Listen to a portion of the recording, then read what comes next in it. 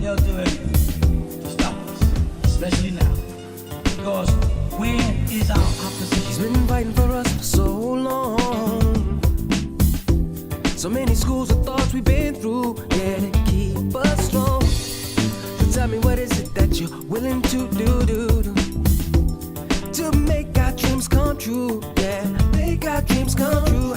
Been a long time coming, but now we're here. So won't you stand up and show no fear? For the master, master teacher. Freedom for the master, master teacher. Freedom for the master, master teacher.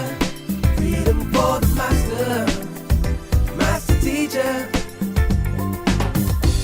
'Cause he's a man of the hour.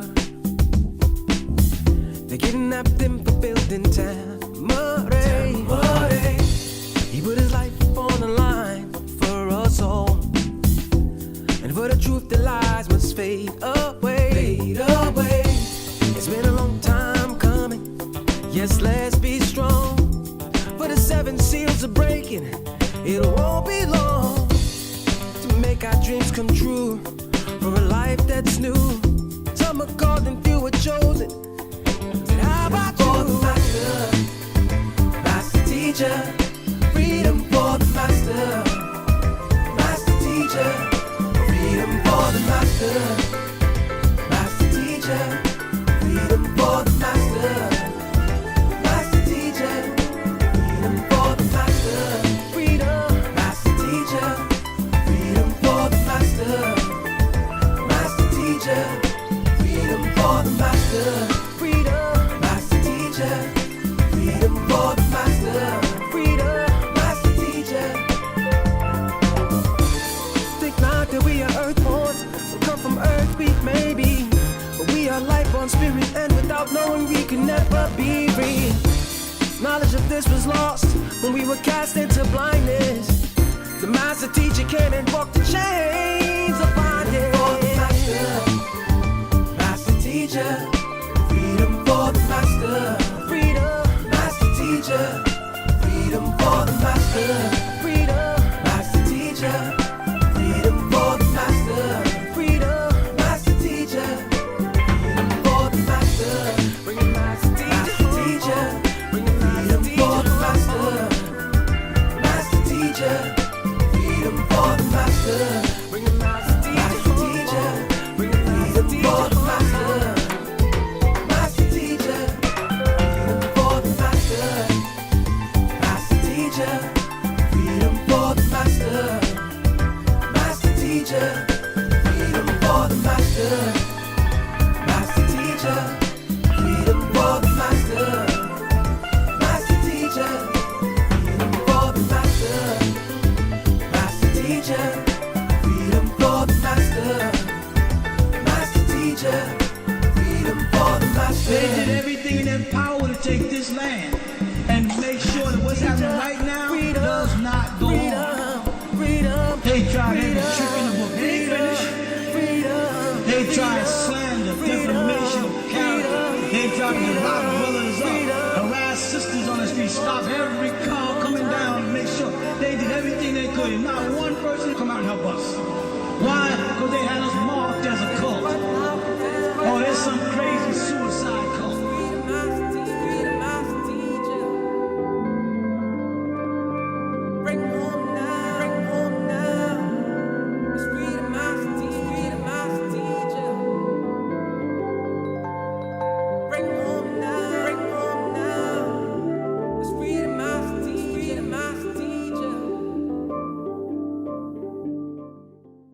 There's a concentrated effort to stop it. They'll do anything to stop us, especially now. Because where is our opposition? He's been fighting for us for so long. So many schools of thoughts we've been through, yeah, to keep us strong. So tell me, what is it that you're willing to do to make our dreams come true? Yeah, make our dreams come true. Been a long time coming, but now we're here. So won't you stand up and show no fear? For the master, master teacher. Freedom for for the master, master teacher. Freedom for the master, master teacher. Freedom for the master, master teacher. 'Cause he's a man of the hour. They kidnapped him for building Tamare. He put his life on the line for us all, and for the truth the lies must fade away. Fade away. It's been a long time coming. Yes, let's be strong. For the 7 seals are breaking, it won't be long to make our dreams come true, for a life that's new. Some are called and few are chosen. But how about you? For the master, master teacher. Freedom for the master, master teacher. Freedom for the master, master teacher. Freedom for the master, master teacher. Freedom for the master, freedom, master teacher. Freedom for the master, master teacher. Freedom for the master, freedom, master teacher. Freedom for the master, freedom, master teacher. Think not that we are earthborn, we come from earth, we may be, but we are life on spirit, and without knowing we can never be free. Knowledge of this was lost when we were cast into blindness. The master teacher came and broke the chains of bondage. For the master, master teacher. Freedom for the master, freedom, master teacher. Freedom for the master, freedom, master teacher. Freedom for the master, freedom, master teacher. Freedom for the master, bring it master teacher. Bring it freedom for the master, master teacher. Freedom for the master, bring it master teacher. Bring it freedom for the master, master teacher. Freedom for the master, master teacher. Freedom for the master, master teacher. Freedom for the master, master teacher. Freedom for the master, master teacher. Freedom for the master, master teacher. Freedom for the master, master teacher. Freedom for the master. They did everything in their power to take this land and make sure that what's happening right now does not go on. They tried every trick in the book. They ain't finished. They tried slander, defamation of character. They tried to lock brothers up, harass sisters on the street, stop every car coming down to make sure they did everything they could, and not one person come out and help us. Why? Because they had us marked as a cult. Oh, there's some crazy suicide cult.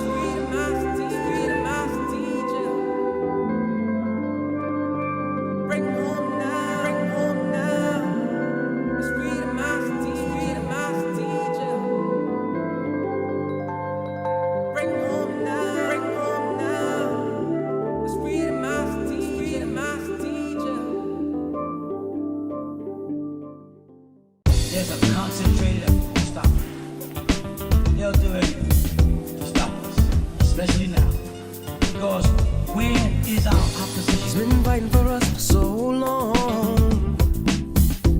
So many schools of thoughts we've been through, yeah, to keep us strong. So tell me, what is it that you're willing to do to make our dreams come true? Yeah, make our dreams come true. Been a long time coming, but now we're here. So won't you stand up and show no fear? For the master, master teacher. Freedom for the master, master teacher. Freedom for the master, master teacher. Freedom for the master, master teacher. 'Cause he's a man of the hour.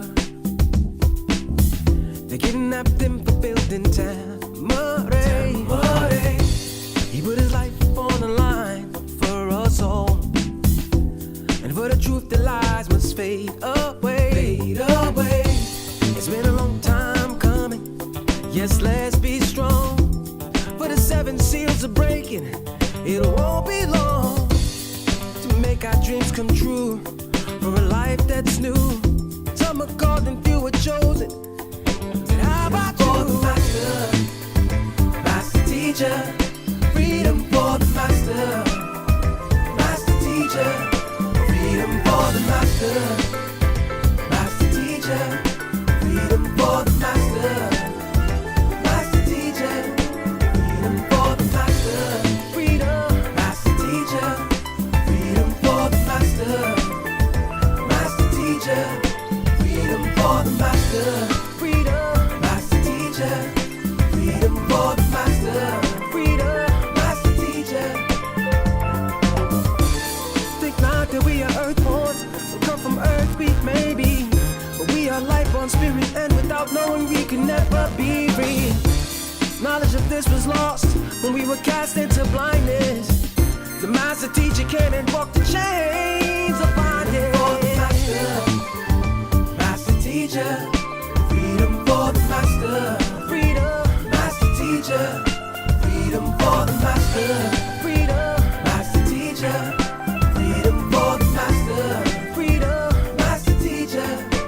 Freedom for the master, bring it master teacher. Bring it freedom for the master, master teacher. Freedom for the master, bring it master teacher. Bring it freedom for the master, master teacher. Freedom for the master, master teacher.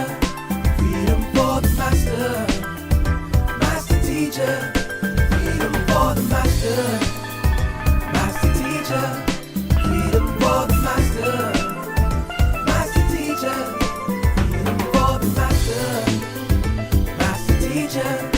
Freedom for the master, master teacher. Freedom for the master. They did everything in their power to take this land and make sure that what's happening right now does not go on. Freedom, They tried every trick in the book. They ain't finished. freedom. They tried slander, defamation of character. They tried to lock brothers up, harass sisters on the street, stop every car coming down and make sure they did everything they could. And not one person come out and help us.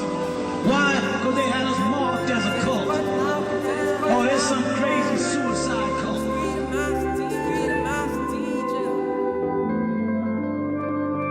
Bring home now, bring home now.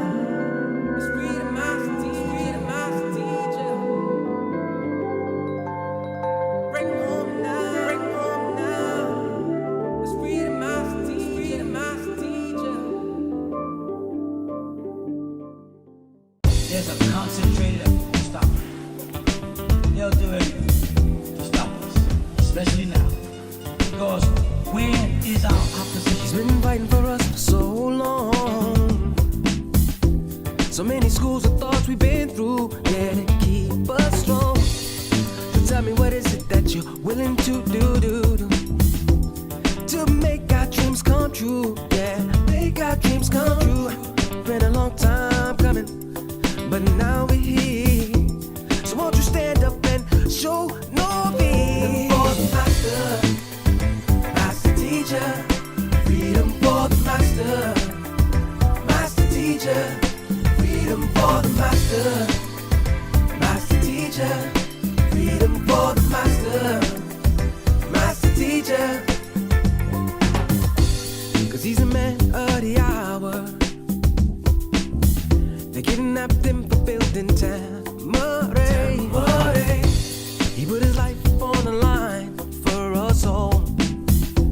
And for the truth, the lies must fade away. Fade away. It's been a long time coming. Yes, let's be strong. For the 7 seals are breaking. It won't be long to make our dreams come true. For a life that's new. Some are called and few are chosen. Said, how about you? For the master, master teacher. Freedom for the master, master teacher. Freedom for the master, master teacher. Freedom for the master, master teacher. Freedom for the master, freedom, master teacher. Freedom for the master, master teacher. teacher, freedom for the master, freedom, master teacher, freedom for the master. Rahubat Moisar. Greetings, family. Hope everyone's doing their best. Welcome once again to another live OSM Ask Us Anything, because we're here to help you, because your soul matters. Your soul, our souls matter. So check out OSM Vision. Send the links to your family, your friends, to everyone really. Okay, so let's see who's online. Welcome, welcome. Zilla, Maria, Reyes Ananda, Shell, Rahubat, NF, Flo, Cole, Will, Rahubat.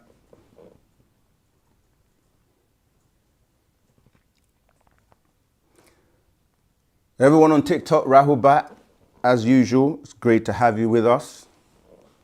Everyone on YouTube, Rahubat.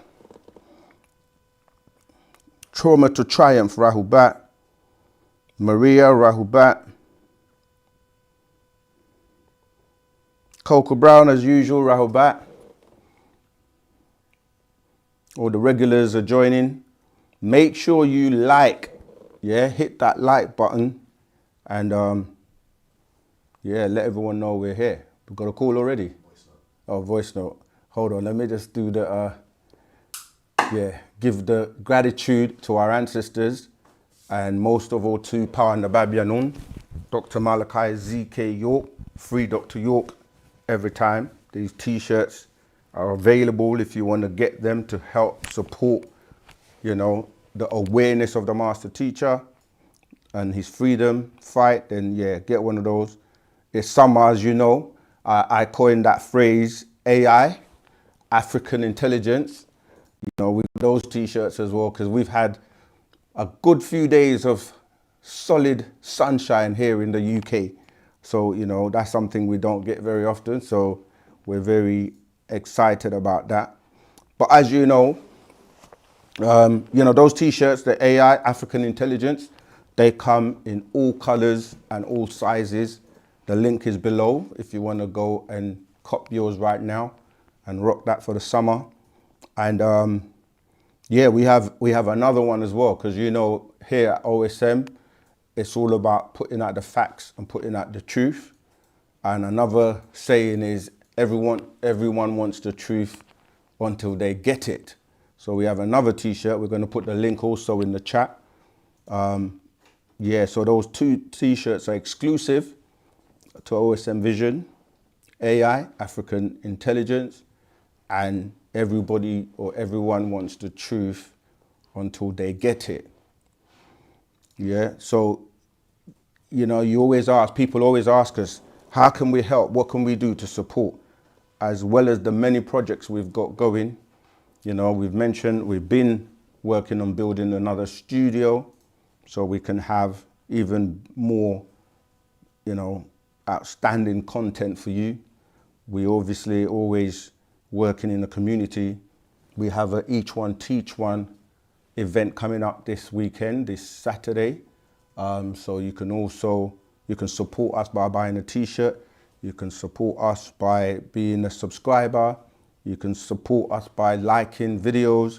You can support us by commenting, sharing, because we're living in the world of the currencies, likes, views, subscribers. So, you can help us in many ways. And of course, you can help with the legal fight by doing what you can, spreading the word, spreading Wu-Sabat, spreading OSM Vision, just do what you can.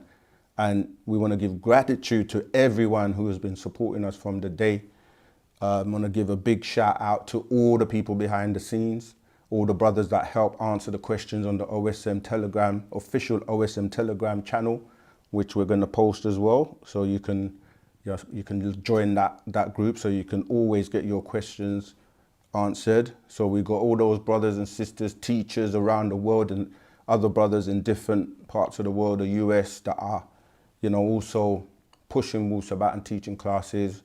I can't name everyone, but we got our brother Kafre and Sabak. We got many people, sisters as well, that are doing their thing. We got our cameraman behind the scene, the editors. We have a lot of people that are about helping us to push Wu-Sabat, because we all know that our souls matter. All right. Welcome everyone joining. Yeah, Coach Rahubat, Hara Rahubat, Stacy Rahubat, Akia Rahubat. Yeah, just keep pushing Wu-Sabat, and we can change the world from the negativity that is predominantly ruling to the positive 9 ether forces, and drown those 6 ether forces till they are no longer here. Ashuk, Ashuk, Ashuk. That's divine love to each and every one of you. All right. Thank you so much for your support. Okay. Trauma to Triumph. Is this live? Yes, it is live. And you can post questions here. Maria. Rahubat Saken, Wu Muyassar. I have been studying, chanting and learning Miss Batia. My life is changing as my eye is opening, seeing more than I can overstand. I have to slow down. That's a great comment, and it's good when you hear people say that, because the only way you can experience things for yourself is to do it for yourself. But yeah, you do need to slow down, because what happens is that we have something we teach about, that the master teacher, partner Babianun, Dr. Malachi Z.K. York, has taught us, is that your brain, or rather the pathways of your brain that are not currently being utilized, get sparked when you have something we refer to as a DNA explosion. Meaning that, that moment, that eureka moment, when something is just clear to you, and something you were confused about for a long time, and you just the penny drops, as they say, and you're like, wow, something happens. There's actually a chemical reaction that takes place, and you may be turning on, the neural pathways. This is the pathways that between the synapses in your brain that, neurons that they travel down. So you turn them on. So when you're reading, you get a lot of DNA explosions. It's almost like sometimes you have to take a break. You have to relax. It's like your brain is a muscle as well. Just like your arm, your biceps. If you're pulling too many weights, at some point, you have to let the muscle to rest, because it's always that expansion and contraction, right? So it's the same with your brain. So don't overdo it sometimes, where you're just reading, but you got to also stop so that you can digest what you're reading and take a little break. Everything has pulsation, yeah, or oscillation, up and down. Music has rest. So the space and the gaps are just as important as the spaces where notes are played. It's the same with you. Like when you're studying, you also have to stop so that you can digest, soak in what you're studying, and then, go for walks and drink water. And, water helps to retain memory. So I'm just saying that's a great comment you're making, Maria, that you've been studying and chanting and learning Miss Batia, and your life is changing, and your eye is opening, and you'll see more than you can overstand. So yeah, you do have to slow down. But thank you for that comment. It's just a testament of the power of Wu-Sabat and what Partner Babianun is teaching us. Okay, we have a voice note. Let's take that, and then we can get right back to the questions in the chat. Hello, my name is Della. I'm calling from Kenya. I have a question regarding like when we do the chanting, will we see the assistance from our ancestors soon after? I mean, I'm not saying immediately, but generally, will there be like how long does it take before we see the answers? Because I've been chanting, I've been studying some of the scrolls. Um, but I'm wondering because I look around. I'm not comparing. I'm just saying. I noticed that all my friends who are still religious, they're able to get a lot of what they want done. But I'm still not aligned, I guess, to I'm still not getting the assistance I need from my ancestors, and I'm wondering what else could I be doing? Tawat for the question. Again, different people, different situations will determine what happens to each individual. So there isn't like a one size fits all right? However, you shouldn't be chanting with the expectations to get something. That's kind of like a bit of a religious mindset, like people pray to God and because they want to get a new car or something. It doesn't work that way.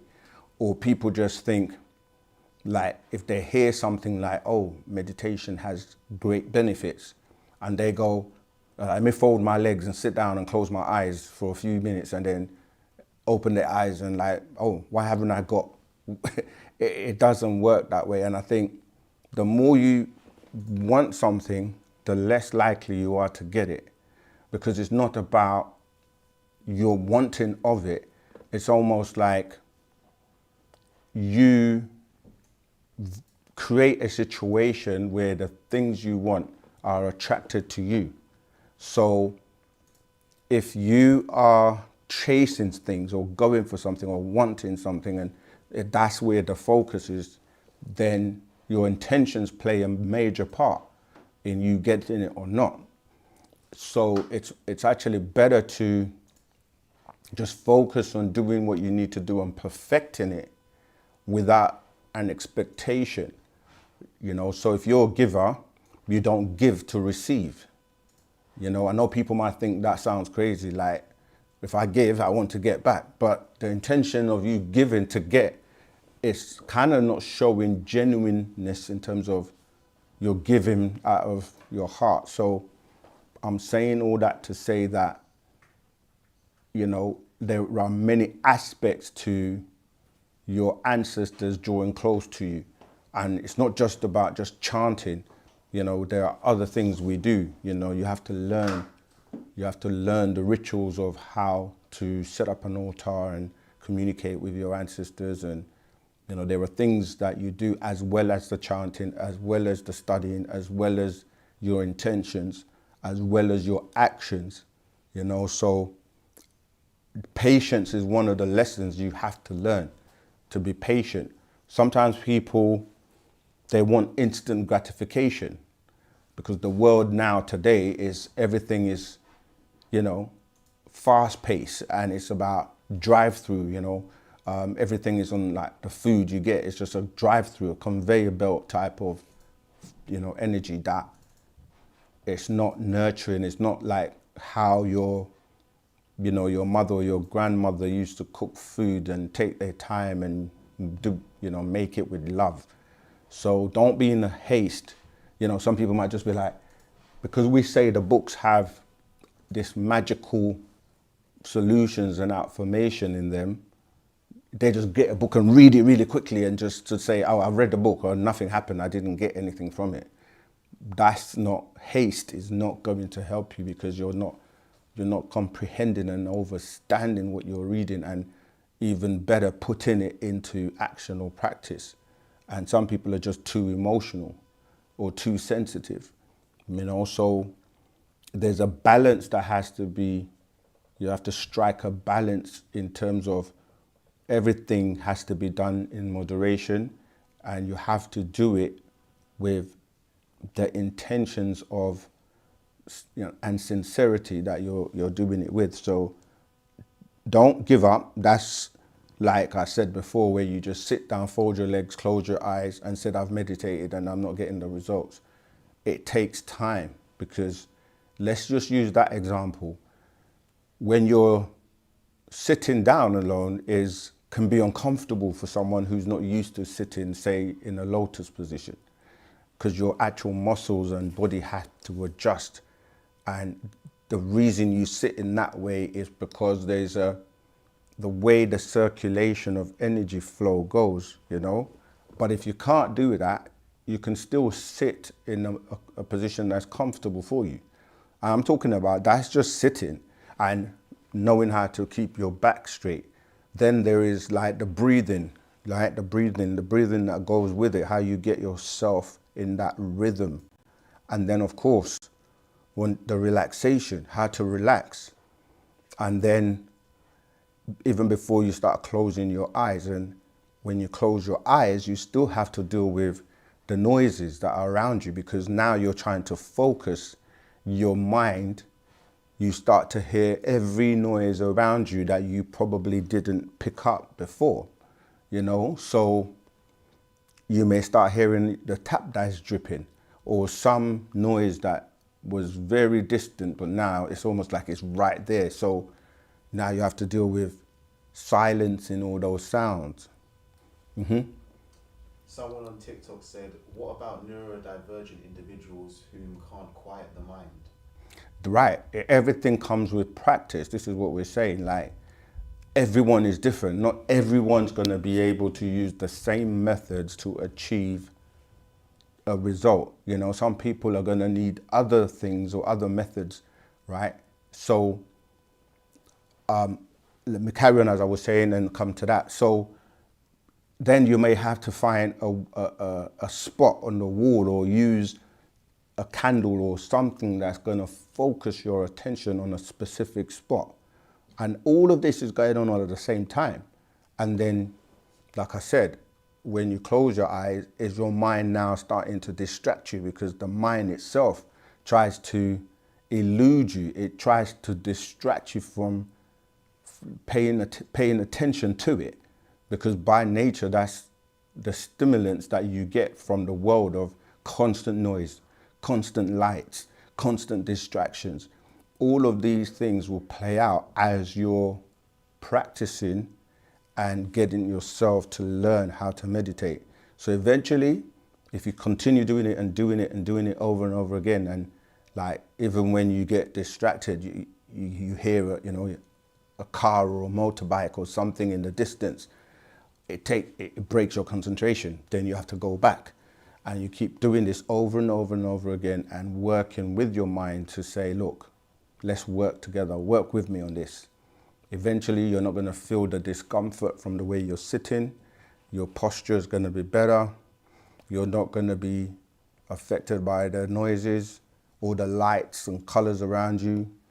And you can focus on a spot, or use other methods, because your senses are what you're really trying to take control of, right? So, what you see, what you hear, what you smell, that's the other thing. I didn't even mention the smells, or, anything that is, because you may have to have some incense burning just to make the environment in a particular way, or burn some Palo Santo or some sage, depending on what you're trying to do. So there is a lot just to get to a point, and the more you do it over and over and over and over again, then it becomes like natural to you, like second nature, where you can just put your legs straight into the lotus position. There's no discomfort, you're not feeling any pain, because doing it over and over again, your muscles have adjusted to doing that, you see. And if you have some health condition, or you're not able to do that, then you can just lie down or sit. And the mind is the most powerful thing. So it's not just about you're wearing fancy robes and nice oils and getting a great expensive rug and all of that. Those things are, they're good, but that's just additions, right? So, How do you sit to meditate? I was just saying the best way is to sit in a lotus position, which is the one you cross your legs in a particular way, but that position is referred to as the lotus position. But like I said, some people, if you're not somebody that stretches a lot, or you're not flexible enough, or you've never done it before, it's going to take a long time for you to learn how to do it properly. But don't let that deter you or stop you. So I'm saying that to go back to the original question in terms of the chanting, you've got to learn the right tones. You've got to learn the different chants. And are you chanting with other people or just yourself? And, it's a whole combination of everything. It's a lifestyle. Wu-Sabat is about putting all the elements together, and don't give up. Continue, and you will see that it will eventually start to work for you. Tua. Hello, my name is Lamar. I'm from New York. And I just wanted to ask, how is the Most High? When is the last time you guys spoke to him, and is he okay? Tua. Rahubat. Yeah, I'm glad you said that, because many people refer to that term, the Most High, and they will try and equate it to some unseen force, or if they're quoting the Bible, that's really talking about Anu or Iliun El. But yeah, our Most High, you're talking about Dr. Malachi ZK. He's doing his best, and looking forward to coming out, obviously. And yeah, I mean, all one can do in that circumstance is do their best. He's feeling very, very great about coming home, coming out, and we all have to continue to do our part.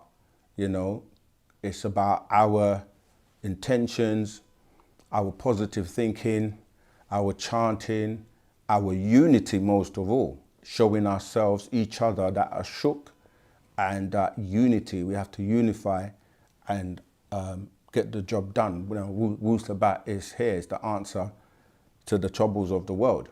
Whether people accept it or not, it's going to do its thing. So it's just about, as much as what we do for each other, and to show him that, his works are not in vain. So it's about being real and representing Wu-Sabat to the best of your ability.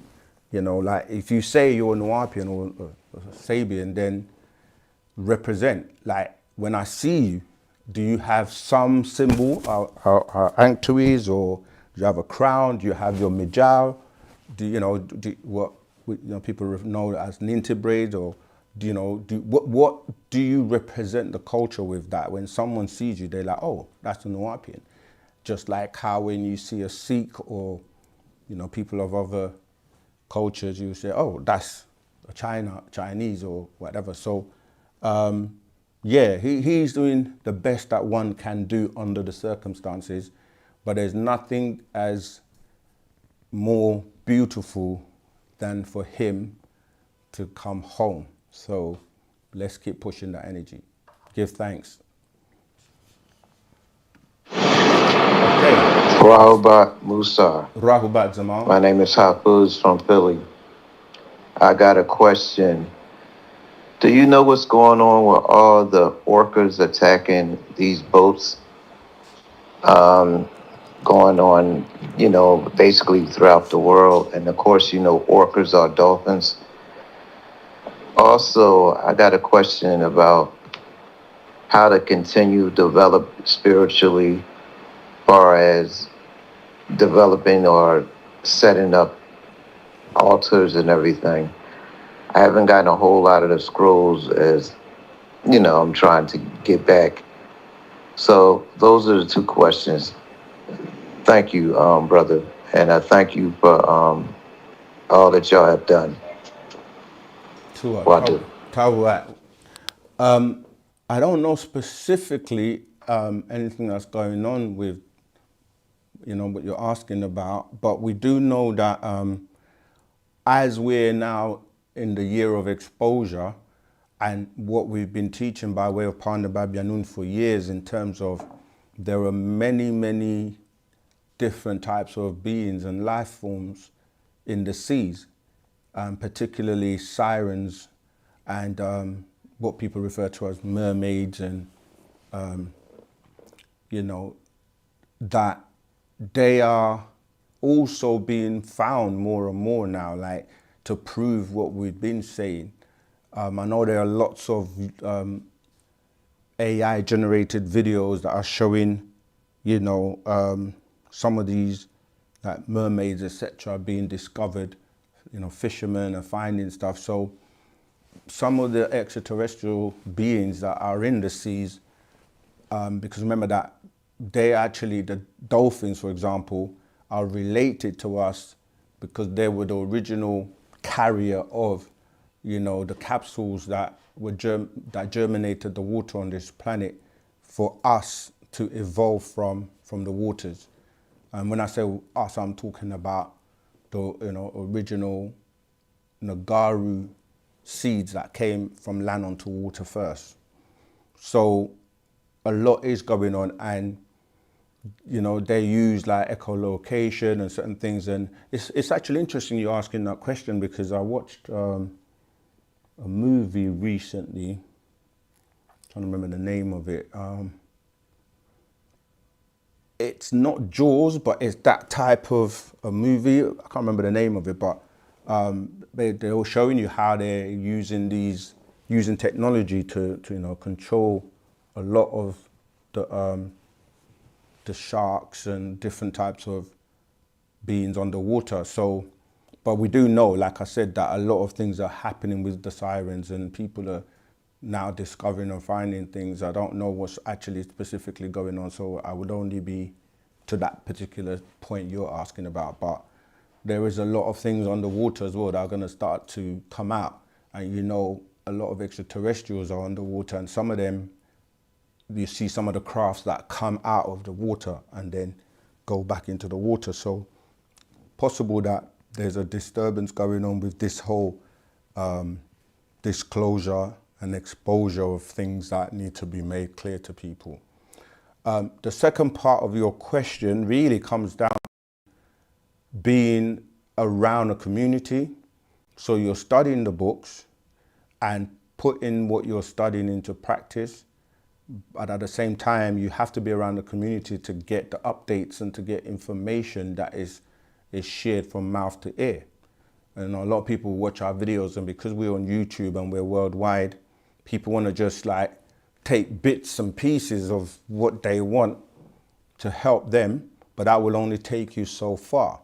And we don't mind sharing, but if you're not a part of the culture and you're not a part of, the community, like we were just saying with the previous questions, your ancestors, they love unity. They don't really, it's not about individualism, so you have to also live the culture and be around and participate in certain things. So yes, then you get the correct information of how to set up, as you asked, your altar, so that you can perfect your rituals and know what to do, and other things that we do. So it's about studying and reading definitely all the Pataruk, because that's our way, or the way. So, and then of course, all the other studies around it, because that is our scripture, the Pataruk is our scripture, the way, and that's the best way, so you can't just treat it like, let me just get bits and pieces. You have to be dedicated, committed, and the more steps you take in your intentions and sincerity towards Wu-Sabat, the more Wu-Sabat will give you back. Okay? All right. Let's see what questions we have in the chat.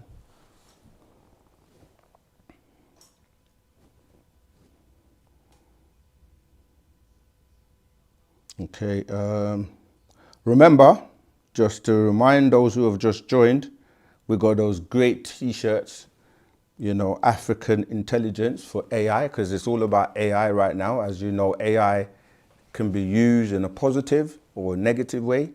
And like anything else, when we say AI, we're talking about African intelligence. So we got that t-shirt, it's on the screen. Click the link, support us by rocking that. And then we also have the other one. Everyone wants the truth until they get it. Why do we say that? Because truth is truth, Truth doesn't belong to one person, and nobody has a monopoly on the truth, because the truth is the truth. The truth does not change because it wants to have an allegiance or an alliance to someone else. That's why it doesn't matter who's telling you the truth. The master teacher coined the phrase, truth is truth. But many people say they want the truth, and they have a preconceived notion or idea if they're being given religion. So when they do get the truth and it's not what they want it to be, they reject it. But let me take this call and we can carry on with that. Rahubat, greetings caller. What's your name? Where are you calling from? And what's your question today, please? Rahubat. My name's Stephen. I'm calling from Southampton. Rahubat. I wanted to ask, is dragons, elves, dwarves, fairies, and all these other mystical beings, are they real? Yes. I just want to ask that, yeah. Yes. And unicorns and all of that kind of stuff. Yes. But in the sense that they don't really... On a different vibration.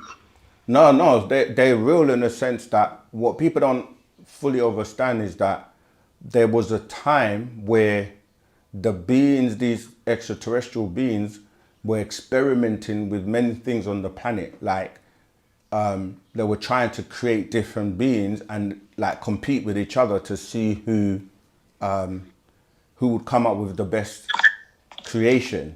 And they used to actually when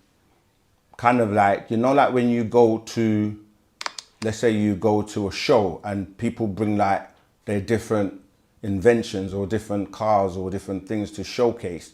The extraterrestrials were doing that at one point. We have a scroll called Freaks and the Perfect Nature, and other scrolls that speak. Yeah, look at that. It's just behind me. This scroll right here, yeah? If you haven't got hold of that, that would be a good scroll for you to get hold of. Right, this is called Freaks and the Perfect Creature, series number 47.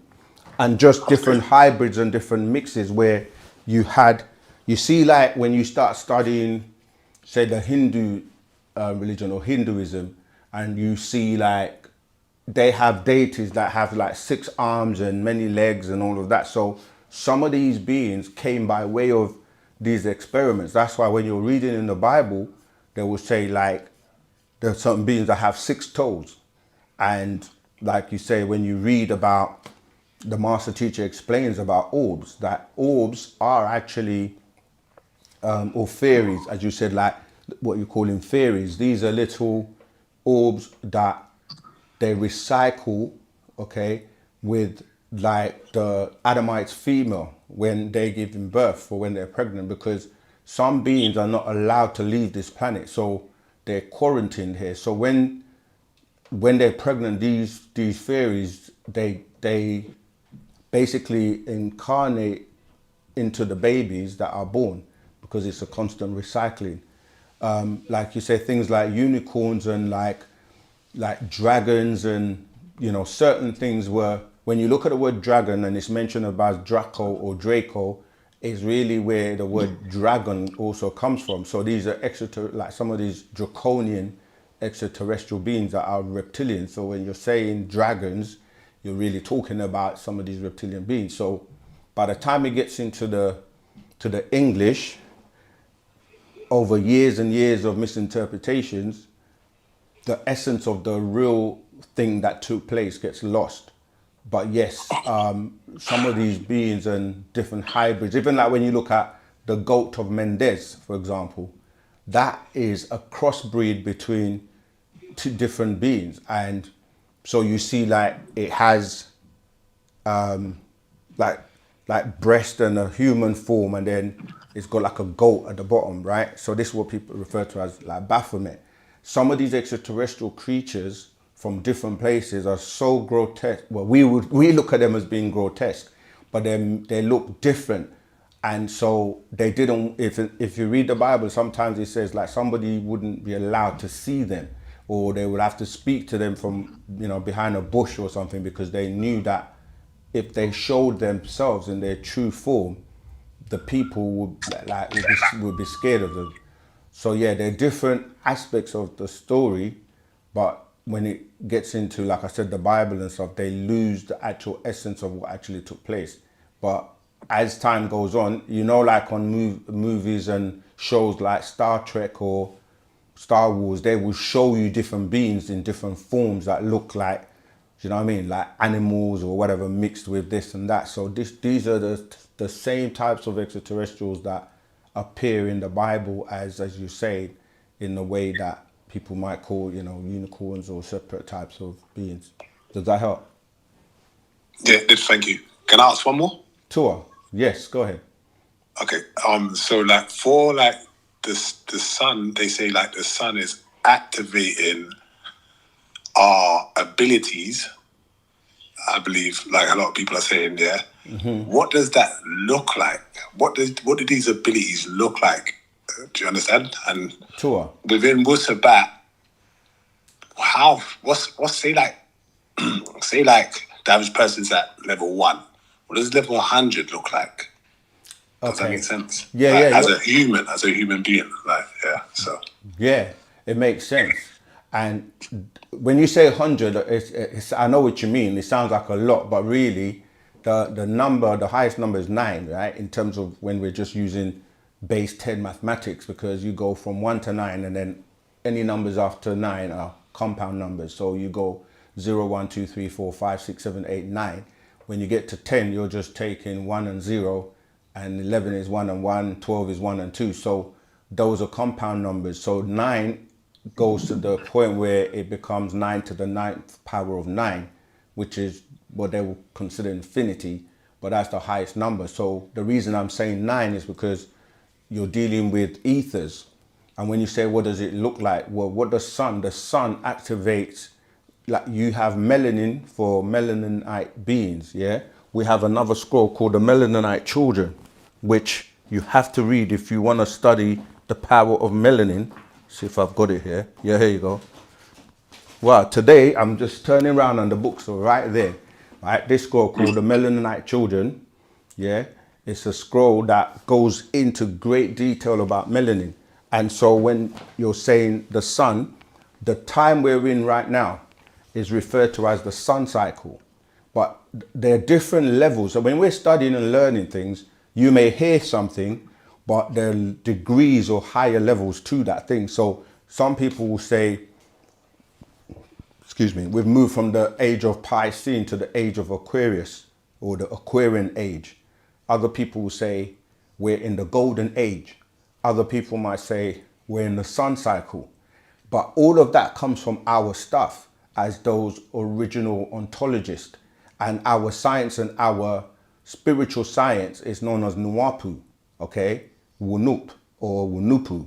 And the sun cycle that people are referring to as the golden cycle or as the age of Aquarian, we refer to as the age of Ptah. And when this happens, it's something that only occurs every 24,000 years, right? We just happen to be living in the day and time where the new cycle has come in from the year 2000 AD. So with this, the whole planet is changing. Yeah, it's evolving. The whole galaxy is evolving. And the universe and all of these bodies relate to us because we are composed of all the elements that the planet, the suns, etc., especially melaninite children or beings that produce a lot of melanin. And what happens is that we're receiving something called outformation because it's coming from outside in. So the sun rays are referred to as the sun of righteousness coming with healing in his wings, because the sun will heal you. It will reactivate your melanin. And then what happens, as you said, how does it look like in real life or physically? It means that you have neuromelanin, right? And you have many seats, which people know as the chakras, okay? And many people only teach you about the 7. These are energy centers or seats within your being, because you have a light being. You're not just physical. You have your etheric being or your ether. That's why I said 9 ether is the highest. And so the 2 main ethers when you start to deal with races is 9 and 6. Okay, so if you're a melaninite child and you have and your 9 ether, it all ties in with your hair, because your hair is an antenna that receives energy from the sun, that activates these seats. And the ones that people talk about the most is the pineal gland, okay, and the pituitary gland. So these glands are seats, and they're vortexes or energy that are activated, and the more they're activated, the more you're going to get your higher senses activated, or your higher powers, which are your telepathy, intuition, clairvoyance, and psychometry.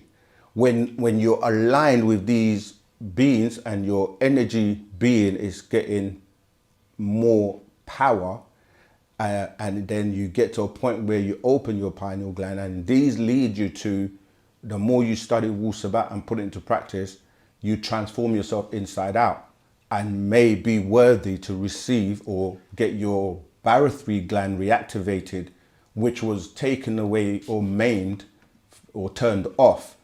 And now, if you are deemed worthy, you can have it reactivated or have it reinserted. And this will make you back into what we refer to as a supreme being.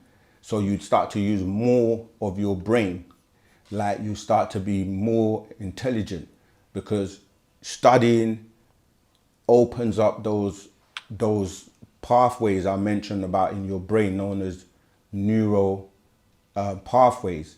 And then something called neuroplasticity starts to take place, where you start to regenerate or reactivate these pathways in your brain, and you start to use more power of your brain, because on average they tell you that even though your full brain is functional, most people only use 9 or 10% of that brain in terms of its the functionality of it. So this is what it will look like when you look at our master teacher, Pa Nabab Yanun.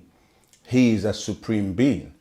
That's why he's able to have the knowledge that he has to be able to answer all questions about all subjects from anyone, to help them raise their vibration, because we're now entering into a time where we have to join the intergalactic community, because on the planet, people are alive, they get on with the day-to-day activities, but there are people who are they're being activated, or they're tapping more into their consciousness, their higher consciousness. They're tapping into being a spiritual being. They're tapping into knowing that there is more to this world and more to them than what they've been doing all their life. And sometimes once you switch on, you turn that light by reading the scrolls, or like you say, you may have an experience in your life, you may have a visitation, you may have something take place in your life on a spiritual level that it doesn't matter whether, people believe you or don't believe you, or if it's a religious, this is nothing to do with being a part of a religion. It's like, if you're that type of a being on the planet, you may be one of those children of the Natharu or some of these extraterrestrials. So something will take place in your life, and then you're going to start to feel different, or maybe you've always felt different throughout your life, and now you're activated and you want to learn more and know more about who you are. And that's where Wu-Sabat comes in. Pa Nabab Yanun is that being that's here to wake up those people that are ready and are ready to learn about who they are. So I know I've given you a long answer, but yeah, so that's how to be a supreme being is to be someone like him, and someone who knows things about this world and many other worlds, and deals with things to do with, like we say, about different constellations, different planets, different beings, different galaxies, as well as everything under the sun. So that's what it looks like. And we as student teachers, he's raising us to be like him. You follow? So, sorry. So I was thinking, like, when they were saying abilities, it's nothing like X-Men then? It is. It really is. Yeah, because that's what I was trying to say, because I understand that, like, I understand, I believe, I don't want to say I believe, that, like, you understand or you we're overstand? infinite. Understand is what I should say. Yeah. Like, we're infinite, and we have infinite abilities due to our mind. Do you know what I'm Right. saying? That's what I'm They kind saying. of like say what the subconscious believes is true, becomes truth. So when That you makes said, are we like X-Men, who's the, out of all of them, who's the most powerful, would you say? you want to say not Magneto? What's the bald-head guy? You want to say him? Yeah. No, I'm asking you who you want to say. Yeah, I would say that because I what's his think maybe the power? Phoenix lady. I don't know. No. What's his power? The one you said before. Magneto's the metal one, and then you got I forgot his name. The bald-head guy. Professor But X. his power is mental. So mind. Professor X, right? Professor X, yeah. And his power is what? Mind. There you go. Mental. And you just said that. So Yeah. your mind is that powerful. That's because with your mind you can do anything. Even when you start to talk about telekinesis or So like walking through walls and yeah, stuff like that. all And of that comes with you being able to know how to use your mind to change your molecular structure, to yeah. change your vibration to match the vibration that any of those like elements are. Like you're saying, a Of a wall. being that's doing that. Okay, yeah. Yeah. How would you be able to check? Because I like Say, can I just one more? Yeah, go ahead. So like, do you know like the avatar? Yeah. Yeah. And they can check whether you're earth, water, air, Yeah. or how would you be able to check that within inside of yourself? Is that to do with your like star signs and stuff like that? No, because that has also been distorted in the sense that what people are calling the zodiac is not your complete or accurate sign. Because if you are made up or composed of people that make you up, like your mother and your father and their mother and their father, so there's what people will call zodiac, because the word zodiac comes from the word zoo, or the word zoos from zodiac, which means animals, because they're talking about the animal nature that relates to the person. So you can tell by a person's nature if that's why even when you look at the pictures of our ancestors, they wear all these masks, and like the masks are depicting certain types of beings, like Anubis or Anupu. He wears that jackal, like it's got that like anyway, I don't want to digress, but what I'm saying is that the nature you have will relate to some type of something in nature. It could be the animal, it could be, like you said, water, it could be fire. So if someone's an angry person, and there's different types of fire as well. So you can be a fiery person, but fire can be used to destroy, or it can be used to heal, because you got light. That's why I was saying about the Son of Righteousness coming with healing in its wings. If you read Malachi chapter 4 verse 2, and when I said the master teacher, it's his mind that is using to write the books, and because he's raised himself to such a level, he's referred to as avatar. He's avatara, like we say Baba Avatara Yanun, right?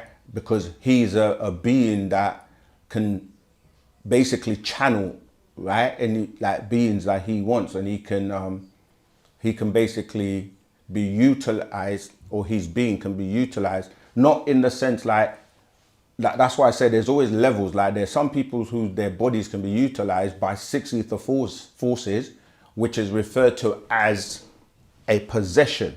A possession is when somebody possesses you or takes control of your body and utilizes it without your permission. So when you see people in some of these churches, like the Pentecostal churches, or people that In the Holy Ghost. yeah, they get ghosts. A ghost is a dead disembodied being that will fuse with a person and possess them and take control of their body. All right. So, and this started to happen with Paul, who he was known as Saul, who is where the most of that, the religious, in terms of the monotheistic religions and Christianity today, that's what they're following, not the original teachings. So they were possessed. When you look at the books of Acts, when they they call it the day of the Pentecost, right? So I'm saying that you got 6 ether forces, you got 9 ether forces, and you can be possessed by the disagreeable negative beings and be utilized by these reptilians and all types of you know, beings that are utilizing you for their purpose on a negative, you know, way. But then you have, so when you're saying how do you have to study, you have to like learn, and there are other parts of Wu-Sabat in terms of the orders and the where you get the secret information or knowledge of things that you can learn how to do all of these things. But you have to obviously be somebody that really is sincere and ready to learn that and to put in the work, you know. So I hope that helps. Okay, thank you. Yeah, thank you. You're welcome.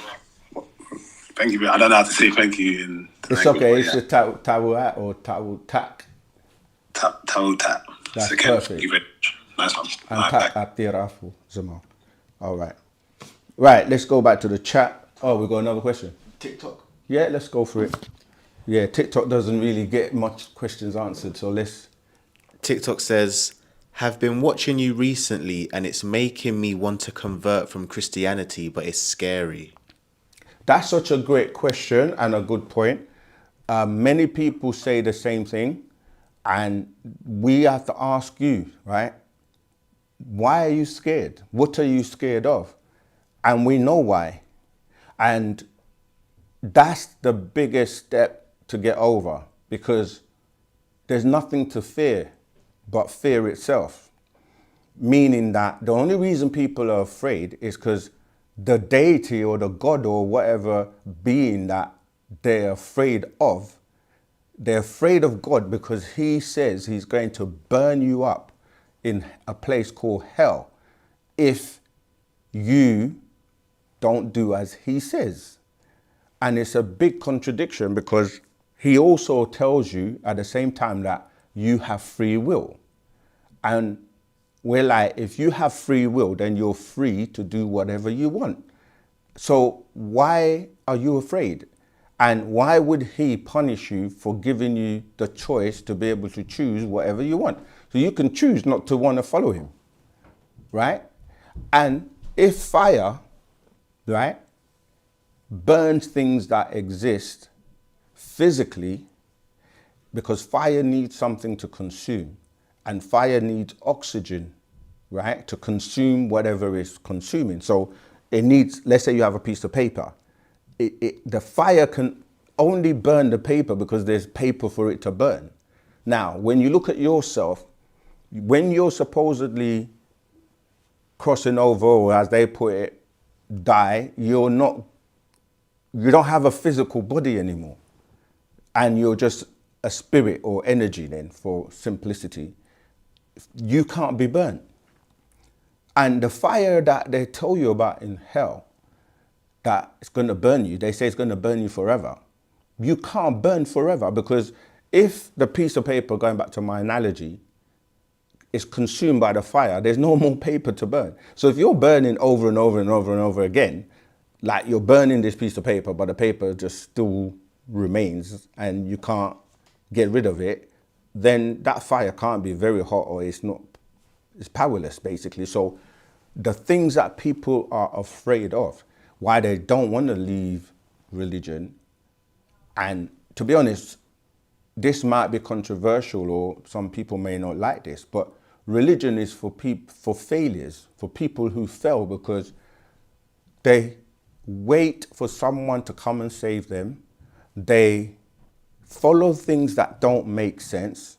They don't use their own brain because they're not allowed to question. And if you question, you're made to feel like you're blaspheming, or you're a heathen, you're an infidel, or all these names they come up with to say something is wrong with you. When the being that gave you your intellect, because they say he created everything and he knows everything, he gave you the ability to reason and to think and to question. So why would he allow you to have a question to ask if he doesn't want you to ask the question? And then the people that claim to be speaking on his behalf, because they don't have the answers, because they don't allow themselves to be questioned like how we do on everything and anything, so that you can get to the point of the truth. They don't know the answers. So what they say is they turn it on you and say, you're the problem. you're asking too many questions, you know, you're going to go to hell, da da da da da da. So don't be afraid, because there's nothing to be afraid of. There's no, like, those demon gods that are saying they're going to burn you up and torture you, and that's not a loving, caring being. Why would anybody want to torture and make you suffer for so long when none of it makes sense? Because think about this. If they don't want you to sin, why create sin in the first place? If they can click their fingers and get rid of sin, or not even have sin in the world, not have any diseases in the world, just have us all living in love and harmony, why not just do that if you indeed are that powerful? The reality is that they're not. These are extraterrestrials from different planets, different constellations, playing gods. And you have agreeable and you have disagreeable. Just like on the planet, you have good people, you have bad people. In every color, in every race, you will find wicked people in every race. You'll find really good people, loving, caring people in every race. So the minute you eliminate the churches and the mosques and all these places that want to divide people and say we are special because, you know, our God is the one and he's taking us to a place called heaven, and all of that is man-made. Yeah, so just come over to Wu-Sabat. You have nothing to be afraid or worry about. Tua? Is hell and heaven more of a mind thing? It is, absolutely. But the thing is, everything you see around you, right, has manifested or been created by some mind. It's somebody's mind. Collectively is different people's minds. Like the mind that decided to design and create this, another person, you know, designed a computer, another one designed a table, whatever. So collectively, everything you see around you is a manifestation of someone's mind or someone's thoughts, which we all share, known as the mental reservoir. Even though some of us can access different levels of it. You know, a good analogy we use to explain this is like the cloud. You know, now everyone's like, oh, I store things in iCloud or on Google Drive, or, you know, some cloud system where you can have access to different folders and different files. So the mind is what you use to create your reality. So most people will tell you, if you want to do something, you do it or you change your mind. You see, so yes, the hell, there are places where, you know, like you can look at and read where they're describing hell. Like most of the neighborhoods where it's rife with drugs and rife with alcohol and violence and, you know, all these things like rape and all kinds of things, those places are a living hell. So they manifest certain hells here on earth or in deeper places like, you know, the caverns and certain places on the planet. So yes, you make heaven and hell is a state of mind as well as certain places. Just like heaven is a state of mind, or as in certain places, you go to certain rich neighborhoods, they have everything is calm, peace and lovely gardens and fancy apartments and houses. So yeah, heaven and hell is also a state of mind. Go ahead. Rahubat caller, what's your name? What's your question, and where are you calling from today? My name is Kerith Muir from Jamaica. Yes. Greetings. Greetings. Wow, go on.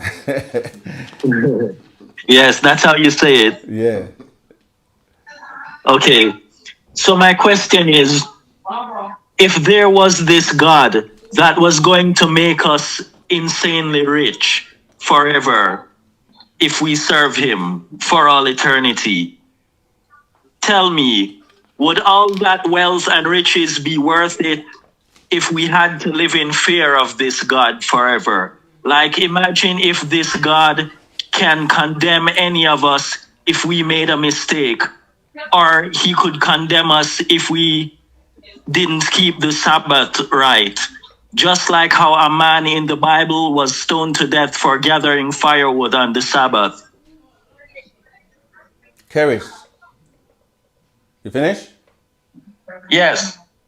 I think you've been calling this show long enough to know how to ask a question. So this, if there was, and what if, and what, like, that's not a question. That's a lot of conjecture, assumptions.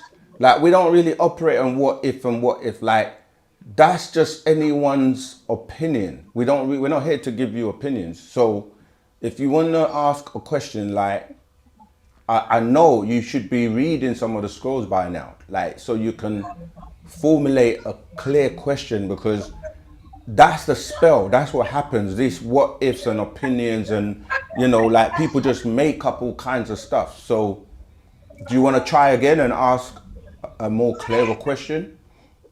Well, okay, in order to make the question clearer, I was asking this based off what the Hebrew Israelites believe, that their God will come back and make them rich if they follow him forever, basically, in terms of keeping his statutes and commandments. But would that be worth it if we had to live in fear of this God forever? Right, that's what I'm saying. I'm not here to answer what Hebrew Israelites believe. Like, this is religion. See, in religion, you can believe what you like. And, no one's going to have, and that's your belief, but it doesn't mean it's true. That's what people have been doing for the last 6,000 years, believing all kinds of nonsense and believing things that are not true, or that are never going to happen, or that have never happened. But people have been, for example, waiting for someone, like, whether you want to look at the, as you said, like, the Jews have been waiting, or the Hebrews who have been waiting for the Messiah for 4,000 years. The Christians have been waiting for 2,000 years. You got, the Muslims are still waiting. There's all these beliefs, and this is going to happen, and God can do this, and God can do that. But then when we start putting the God of those books to the test, it's so clear that he can't do what they say he can do. Like, it sets up a scenario to look like the savior and the good guy, but he doesn't actually do anything. Because okay, let's just go with that scenario for a minute. There are so many problems in the world. Like, why does God need money? If he can have anything he wants and can create anything he wants, there is no need for him to have money. So why do people go to church and collect money? And what, they're collecting it for God? God has no need for money if he created everything, right? Secondly, the people that are collecting the money are the people running the church, if we want to be honest, because they want to say, we need a bigger building to have a bigger congregation. We're going to do this program and that program. It's humans that need the money. They want to buy Cadillacs and buy big mansions and dress in $1,000 suits or whatever. So the assumption to people that are going and paying these, guides or whatever, the money is going to the people. Let's be for real. That money is going to get deposited into a bank account, and someone's going to spend it, and that person is not God.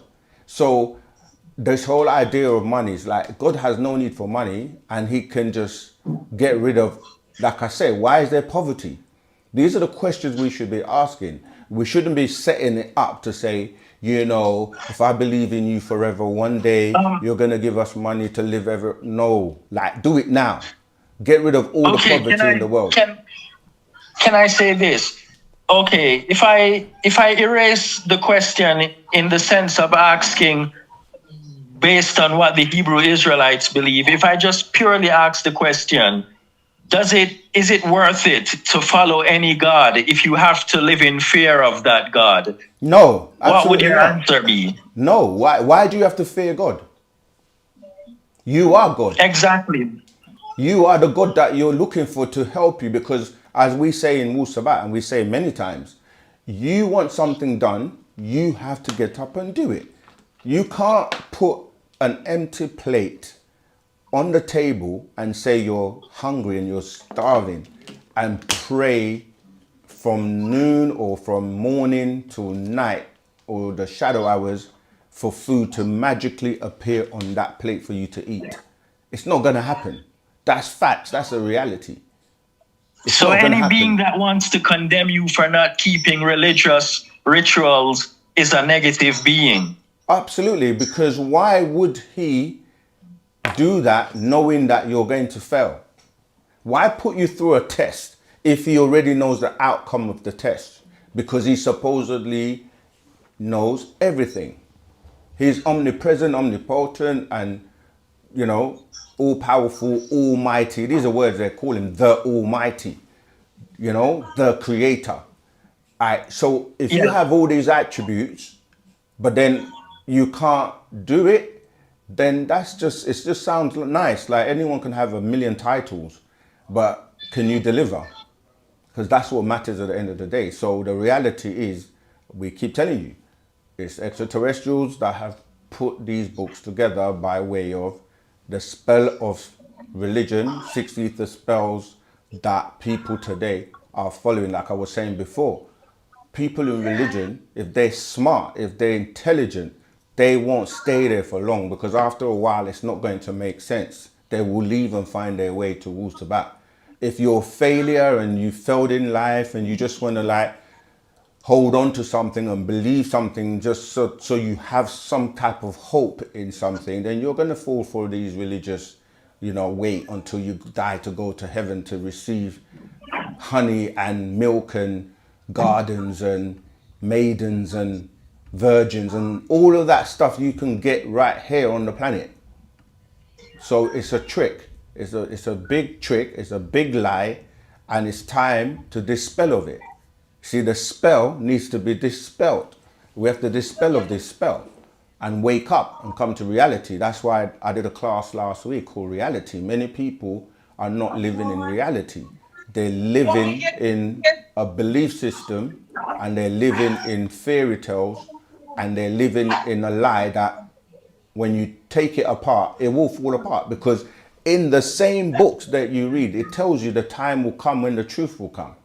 And once that truth comes, all false things will perish. When they were saying that in the book, I don't think they were recognizing that that means that the lies of these books are going to also be dispelled of. So we're living in that day and time, and nothing can stand against Wu-Sabat, because it's dealing with truth. Truth is truth. Whether you like it or not, whether you accept it or not, any other thing that is not truth is going to fail. It doesn't matter what the organization is. It doesn't matter what type of robes or oils or all these rituals you do. It doesn't matter whether or not you've got your hair long from your head to your toe. It doesn't matter if it's not truth. So we're living in a day and time where everyone has to contest with the truth, and only the truth will remain standing. And people are going to live to see this. We're living in it right now. So stop following or listening to these religious beliefs, because they're not going to take you where you need to go. You need to be liberated. It's funny, I went to a play yesterday with a few of our brothers and sisters called Why Didn't I Get Married? Good play, good entertainment, but it was raising the question. The question was, there are many women in churches that don't have husbands and are not able to get married because they're waiting for someone to be in that same church or to be a Christian, and some people have waited and waited for years, and there are not enough husbands for them. This was the question. When you start to think about it, you're like, wow, like a religion will make somebody not find true love and meet somebody outside of their congregation or their denomination because they say so. And it's very sad. Why can't God just provide all of them with beautiful husbands then? Since he's all powerful, almighty, like they're questioning whether or not it's the church's fault or is it the people's fault? But ultimately, it's God's fault. God is responsible for everything as they claim. So why can't he fix that problem? What you're going to have is people making excuses for this God or Allah or whatever names they want to give these beings. People start making excuses for him, as they call it. Like they make him into a him. And you look at the world, it's been dominated and run by men for so long. And now that time is changing because we're in the era of women. So the women in those churches and in those places need to wake up. And some of them say they're married to Jesus. waiting for him to come back. And it's not real. I know it sounds harsh sometimes, but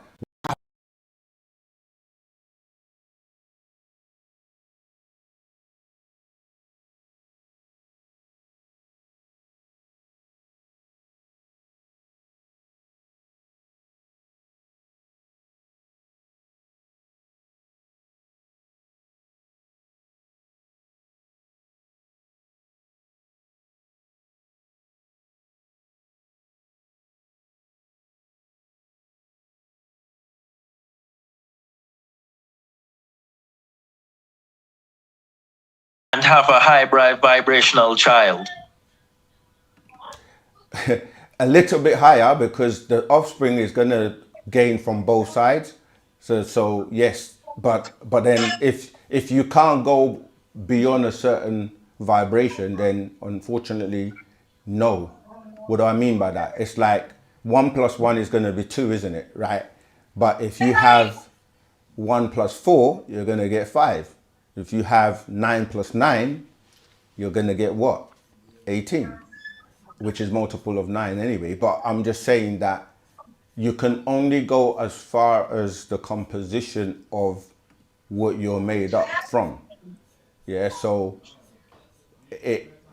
you're both supposed to be raising yourself to the highest vibration you can be, so that when you do have an offspring, that offspring is going to be, every offspring or generation should be improving, you see, because you're improving yourself. So when you're on a 9 mind, you're going to have, children of 9 mind. If you're on 1, then you're going to be on a low vibration. So really, it's about the 2 people raising their vibration so they can produce, better offspring for the next generation and so forth.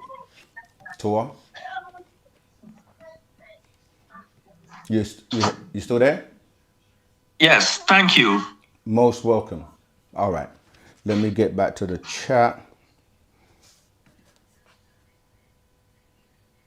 Okay, so Maria's saying, please, Moisa, do as I do and start teaching as soon as you overstand. Each one teach one.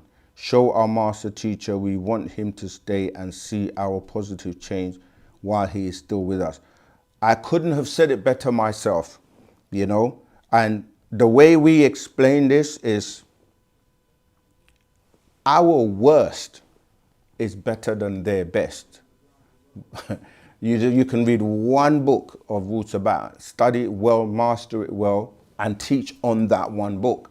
And you'll be amazed how much of an impact you will have on the world by just sharing that one book, that one scroll that you've learned and studied and mastered, because even in one book, the questions that you ask, and I'm talking about not even a big book. You could take like one of these little small scrolls, even just that, which you can digest and study and master quite quickly. You know what I mean? And you can just turn to a page and you will just see so much information that it's going to make your mind just open up. And it talks about so much. And, so yeah, what you're saying is sometimes people want to wait and say, see, look at this. I'm just going to read a little bit just to demonstrate what I'm talking about, right? This scroll is called, Does Religion Breed Ignorance? That's what we were just talking about. Like, people have become ignorant, meaning that they ignore the facts. They ignore truth. They ignore everything and accept belief instead. So this book is just saying, Does Religion Breed Ignorance? Scroll number 98. And I've just turned to page 68. And the question here is, what script was the Quran originally written in? The answer is, the original Quran was originally written in the Ma'il slanting script. That Ma'il script is one of the oldest existing scripts to be used in the Quran. Part of this Quran was copied at Medina in the 8th century. And then it gives you a reference, referred to What is God's Language, another scroll, number 96. and it shows you a picture of the script. Then it says, another question, where is an authentic copy of the Quran? Where is an authentic copy of the original Quran? Answer, it does not exist. However, they will lie and say that they have the oldest Quran, giving you the impression that it is the original. Oldest is not original. They did not expect for me to read their books in Arabic carefully and find the contradictions and the Arabic mistakes in the Quran. I could go on, but I'm just showing you like that alone. You learn so much about that particular question. But I have another call online. Rahubat, greetings caller. Where you calling from? What's your name and what's your question for today, please? Greetings. My name is Carlos. I am calling from Chicago, Illinois. Greetings, Carlos. Greetings. And my question is, I've been watching channelers on YouTube and social media and stuff like that. My question is, they channel like beings from Ashtar Command. I was wondering, is the Ashtar Command false light, and do they have like an agenda? Because every video that I watch is all about positivity, it's all about light, it's all about growth. But I remember you mentioning about Ashtar Command and how they've had agendas in the past. So I was wondering, are these people being manipulated by like Ashtar Command and like these Pleiadians that they're channeling? Or yes, you're right. And you answered your question yourself. Don't be fooled or be beguiled because just because someone comes appearing like they're beings of light, because obviously some of them are high vibration. So what we have been taught, the master teacher has said that yes, a lot of those beings are deceptive. They do have an agenda, and they will lure you into feeling like they're beings of light and they're going to give you information and they're here to give you a message for the world and all this great stuff. But he said that don't be deceived, because in the end they will sell you out, or they have a deception in terms of their motives. So you're right, not every being that comes to you is going to be of positives for you. But different beings are going to apply to different people. We have been teaching the doctrine known as the food for the gods for a very long time, which was taught to us by our master teacher, Parnabab Yanun, that a lot of these extraterrestrials they're flesh eaters, and they're beings that want human flesh. And so they will be gathering food. Some of them have a long distance that they travel, and they want to make sure they have enough food to take back to their own planet or to take on the journey. Sometimes people say things like, if these beings are so advanced, why don't they kind of like create food and have their own food? It's the same way we say, why do we like to eat, or humans, not we, but because most of us that have progressed from eating flesh and eating dead stuff have now evolved or are evolving into plant-based and eating things with no parents, So some of these beings, that they have an agenda. They want food, and they are amassing people to take for that purpose. There are some beings that appear to certain people. I'm not going to say every single one is disagreeable, but the majority of them, and in our case as melaninite or beings on the planet, that we've been sent our Wuna, Pa Nabab Yanun. Pa Nabab is here for those who will listen to him. Now, if you don't listen to him as the guide, as the Wuna, as the reformer for this day and time, for this next 24,000 year cycle, then you can't be you're on your own kind of thing. So whatever you go to or follow, or he cannot be held accountable for that. It's down to you to know the truth and to be able to discern who is for your good or for your bad. But for us, we know who he is, and that's why we're here. We don't. There are many other extraterrestrials out there that are coming for different people and different purposes, and they're not our own. They're not sent to us. Everyone has had their warner sent to them, including Joseph Smith with the angel Maruni, or I can't remember if it's Maruni, but they still didn't listen to him anyway. So most people have been sent a warner, and they either chose not to listen to him.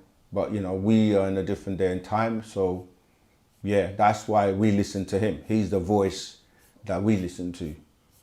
Does that help? Okay, so yeah, so anyone who claims they channel from the Galactic Federation, is that false light? No, not necessarily, because you have when you say the Galactic Federation, you're talking about different beings from different galaxies, and they have that power of telepathy and the power to utilize different people and channel through them. So it's not false, but it's who is channeling through them and what is the objective or the purpose of what they are doing. So it's we're not saying everyone is false, but we're just saying like what is the motive and what is the purpose. Okay. And All right. we've also said like you have many witches and warlocks, and they're people that remote view and channel, but doesn't mean that their channeler or the beings that they're receiving the information from is sincere or being truthful. Okay. Okay. So if I were to send like a link in the Telegram chat to see if the channel that I follow is agenda based, could I possibly do that to get your thoughts on that? Or I mean, you could, but to be honest, we would be like, you already have Partner Baba Yanun or Avatara Baba Yanun. Why would we already know who he is and what his mission is? And unless he, recommends us to listen to someone else or check them out or whatever, it's like, it's futile, because what would be the purpose? That kind of still shows a bit of doubt in who he is. So we always say to people, you can listen to and follow whoever you want, but just be aware that there are possibly consequences to your decision as well, because we're not here to start saying go and follow this person, don't follow that person. We just tell you about what we're about, and you either listen and follow what we're teaching or you don't. But that's your choice. We're not here to tell you like who to go and follow. You can make that decision by yourself. yeah, okay. And I guess the purpose would be because I just for me to stay in that community to warn others that like, okay, just be careful about what you're watching. If that does that kind of make sense? That was kind of my thinking I hear you. I mean, if you read the Holy Tablets, for example, right, which is this scroll here, the master will always warn us, like if there is somebody out there that is,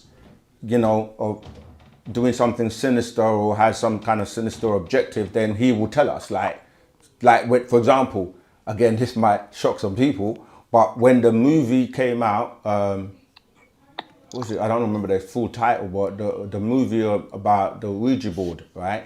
He's told us not to watch that movie. Obviously, you may not have heard that, or you may have done it without knowing or whatever, but some of these movies and certain things that are influenced by certain beings, he's shared many names with us, like beings on the planet that are passing themselves off as normal human beings that are doing what people might consider magic, or they're illusionists. He will tell us certain names, like don't one of them would have been like Chris Angel, and some of these people that he gave us many names of various people that are camouflaging, in other words. So he will always let us know, so we don't have to, like you say, go and check them out to tell other people. But if we know, we will tell you, but I see where you're coming from. I would say leave that, just focus on what you need to do, and if we need to be warned or told about some being or someone out there that is doing something negative, he will let us know. Okay. Yeah. All right. And And yeah, I have one more quick one. I believe you touched on this in the past, but I was wondering if you could maybe um go into a little more detail. Someone asked about Donald Trump and his mission, and I remember you saying that it was like his like purpose was to be a disruptor. I believe for the old system. Is he polarizing and divisive on purpose? Like, is he doing everything with intention, or is that just who he is? And like, does he have like contracts with beings telling him to do stuff? yeah, To disrupt? he is a representative of the being known as Nana. And Nana, I mean, it's funny you should ask that, because, you know, these two books that I've got right in front of me, right, they relate to and deal with that whole situation that you're asking about, right? These are like 4 parts, right? They're called 666, Leviathan, the Beast as the Antichrist. And this is part 1 and 2. And even in here, I mean, and these books were written by the master teacher years and years and years ago. And he's got his picture on the front of the cover of the books. And so if I'm going to read, I've just turned to page 287, because when I just mentioned Nana, that would be someone that people don't know, or when they're referring to as, you know, the devil, but that people think that the devil is just one person. But let me read this. The devil, as you know him, is a man. Many would lead you to believe Satan, Shaitan, devil, and his followers are spirits, ghosts, or spooks. However, this is one of the biggest misconceptions, because when it comes to the truth about Nakash, the evil reptilian, the truth of the matter is that he is indeed a man, part reptilian, being the son of Tarnush, a reptilian, and part Anunnaki or Elohim. And in the Bible, when you look at a concordance, that word is translated as God's judges, angels. Being the son of his mother, Mylita, the Anunnaki, right? You can read, like I mentioned in that book, The Holy Tablets, which is book number 172 and chapter 1, right? Chapter 1 is called The Creation, tablet 2, 88. And that was received by the master teacher, Dr. Malachi Z. York, 33 degrees over 720 degrees. All right. And the ISBN number for that is 15917-116-9.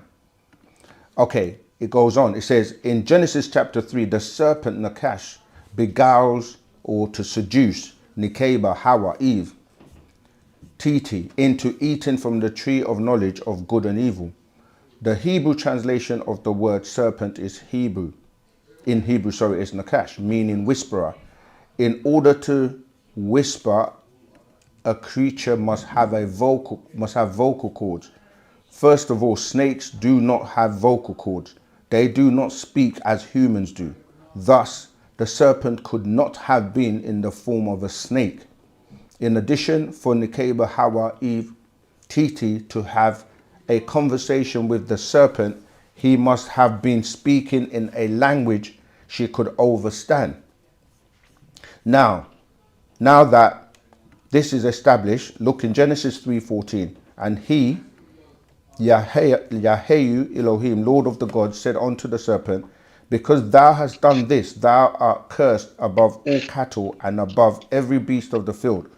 Upon thy belly shalt thou go, and thus shalt thou eat all the days of thy life. Now, if you go to the Strong's number, the Hebrews lexicon number 06083, you will see afar, meaning ground. This is the same ground used in Genesis 2:7 that Kadmon, Zakar, Adam, Adapa. I could go on and on and on, but he's going on to show you that what people are calling the devil are people that are actually born and are being utilized, and the word is seed, and the seed of these beings are on the planet, and there are beings that are representing these beings. So yeah, going back to the man of sin, Thorn, he is a representative of this being called Nana, or Nana Sin, as it's in the Bible. So yes, he's doing what he's being contracted to do, and we just got to focus on what we're supposed to do and stay out of the way, because when you read what's going on in terms of the book that they call the book of prophecy or the book of the end times, which is the book of Revelations, read that and read to chapter 18, and it tells you about it has become an habitation of foul birds, and if you read the whole of it, it talks about everything. If you read I think it's chapter 9-11, and read and see what happens in 9/11 and so on and so forth. So we're witnessing the destruction of Babylon the Great, and it says, "Come out of her, my people, so that you shall not partake of the iniquities, because they have reached the heavens." And now justice is being done to remove these 6 evil forces off the planet, and they're doing it by themselves, by all kinds of wars and things are happening on the planet. So you need a warner. You need to know what's really going on and where to be and what to do when the time comes, where these things are getting to a point where, as you can see, the world is, you can just see for yourself. I hope that helped you, but yeah, stay close and study and be a part of the community so you can get more inner information. All right, sounds good. Thank you guys so much. You have a beautiful day. You too. Okay, Maria says, okay, we covered that already. Oh, what is new with the ancient Egyptian order? That's from Shell. Flow will. Again, this is something that you need to come on the inside so that you can know what's going on. But the ancient Egyptian order is an order, and we don't discuss too much about that. Rahubat, cut. Yeah. Okay. They call him back. Yeah. Let me.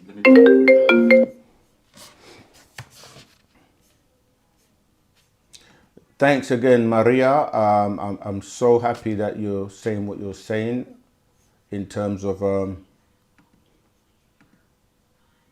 let's join Saken and the other student teachers. Show we appreciate them too, because they literally give away their time for us to save our souls. I know, because I have started studying. Right. Thank you for that. Greetings, caller. What's your name? Where you calling from? And what's your question, please? Hello, my name is Artur. Rahubat. Elohim Yevarech Otcha. How are you doing today? Do my best, thank you. So, I had some questions about Wu-Sabat. Mm-hmm. I recently heard about it, and I looked at the origins of it, and it turns out that it was founded by a serial child molester in the 1970s named Dwight York, or not Dwight York, sorry. Maybe that was the name, but something York. And his followers, he had a compound and many followers and their children living there. And his followers caught him molesting their children, and they got him charged and arrested, and he was sentenced to 135 years in prison. Do you know anything about that? So what's the question?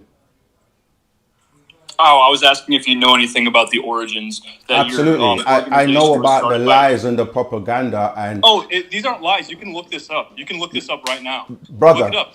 There's you're saying you can so much evidence for this. Are you gonna let me answer or not? Yes. What you said is I read and I checked out from Google, I presume. You can look at the police reports and the news articles. No, I'm very much familiar with the case, and it's still an ongoing case. And what I'm It's not an saying is, ongoing case. It's not an ongoing case. It was concluded. okay. His own followers caught him molesting their children. I'm going with to their cut own you off eyes. because what you're doing now is you're trying to speak over me and trying to impress and put your views I across. wasn't trying to speak over you. I was just speaking. Well, with emotion. listen and let me answer then. What I'm saying to you is many people do not have access to the actual case transcripts or know about the case in great detail, only based on what they have heard or have picked up online. And this is all a lot of propaganda, right? A lot of misinformation of an innocent man who has been charged wrongfully for crimes that other people carried out. Hold on, I haven't finished. You're not. May I ask you this? I haven't finished. What I'm saying. So if you caught him molesting your child, see, you're making. All right, take him off. Because I ain't got time his for this. followers, Cut him off. He doesn't want to listen. I ain't got time for that. If you really want to know, and I will continue to speak because some of these people are agents and they come on our channel, come on here trying to kind of like what they're trying to do, which is not going to work, is come and say things to try and influence people. But anyone with a smart, intelligent mind is going to do their own research and check out things for themselves, which is what we always say to people to do. Okay, but because they want to sensationalize and put their opinions in, because if you go and do the research, and I'm not going to talk too much on it because I just said to him, it is still an ongoing case.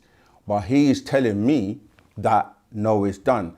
Someone can be accused and can be wrongfully incarcerated for misinformation or wrong evidence, and later on this can be overturned, or once the information is... Anyway, like I said, I'm not going to go into it, but for those who want to know more, go to freedryork.com and don't just listen to... I mean, people can do what they like because at the end of the day, they've been trying to push this lies for the last 20-something years, and he's talking about things he was not there to see, and he's saying his own follow. Like, there's a lot of information that we can go into, and we will be. You're going to see it come out very soon in terms of these conspirators and the people that plotted and got together to lie, and they recanted and recanted, and then they lied, and there was no evidence, and so on and so forth. So people can say what they like, but the truth will prevail. And if somebody is genuinely and sincerely interested in wanting to know the truth, we have nothing to hide, and we will go into the case in great detail. And that's why I've given the reference of freedryork.com. And anybody that wants to learn about the case, do your own due diligence and research. All right, let's take the next question. It's a lot you can pick up from a person's energy and how they ask the question and what they say. Rahubat. Rahubat, caller. What's your name, where you calling from, and what's your question, please? My name is Simon from London. I have one question for Sakin.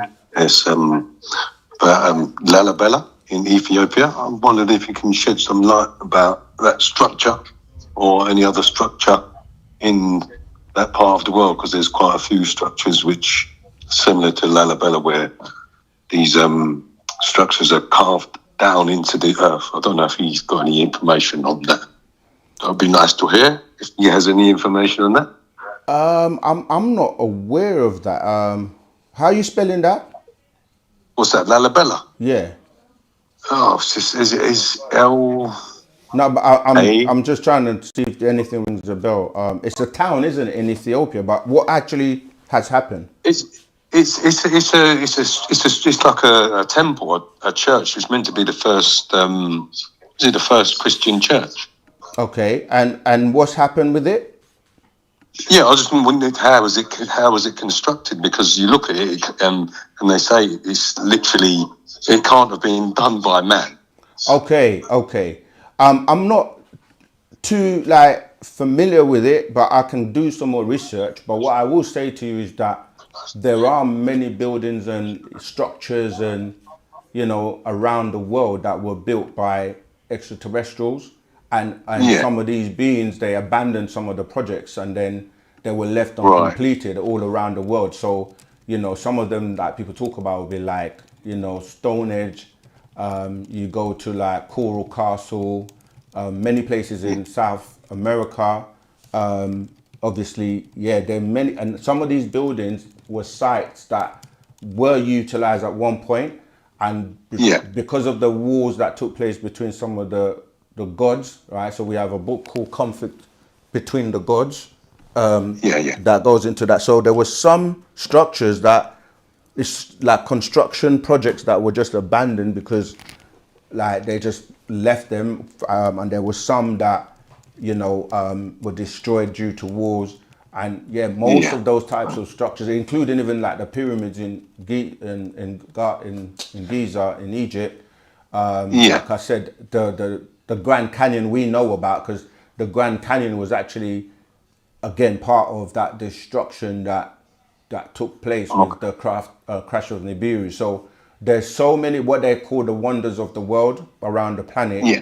that yeah, even like I said, in Mexico, there are many places where you find certain structures and like temples Yeah. and things that extraterrestrials were building, and they were Yeah. used at Yeah. one point. Because Yeah, that one in that particular one in Ethiopia is, I know it's visited by a lot of people, and it is they can't work out how it was built because it's quite deep down in the ground, yeah, and yeah, it's used kind of regularly by the religious people in that part of the world anyway. So yeah. yeah, As I said, I don't want to just kind of give you my opinion. yeah, I'm going to do some more research, and this is good. That's why we say each one teach one, because there are so many things that some things you know I may not be familiar with, and it's good when I hear something that I can go and learn something new about. You know, so I will definitely go and look into it, and see if I can find out any more information for next time I'm teaching.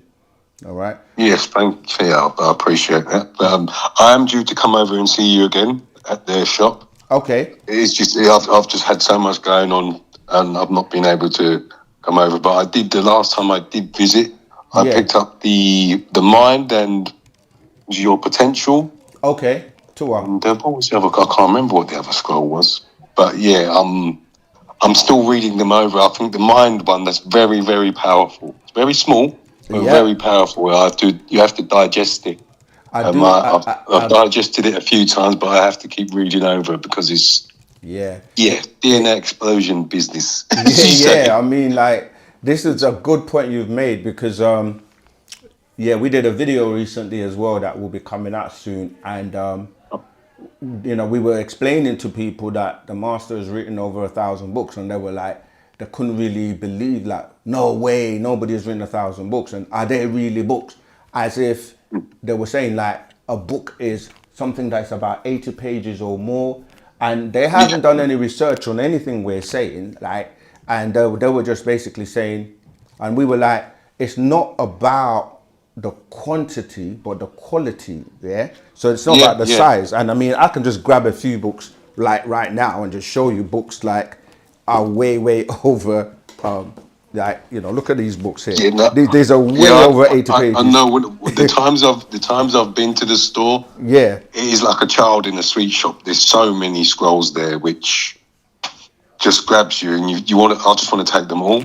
But yeah, look at the size of these books. But the point I'm making is that a mathematician can write an equation of the complex, or some complex equation on one sheet of paper that has the answer to the certain problems of the world. And just because it's on one sheet of paper, you know, does that mean that you know, it has to be a big thick book before you would recognize it? So when you say the mind is a small book, the master teacher knows what he's doing, and it's one of those books that the mind is something you have to first take kind of counsel of to then be able to move on to other things. So yeah, as small as it is, it's very impactful.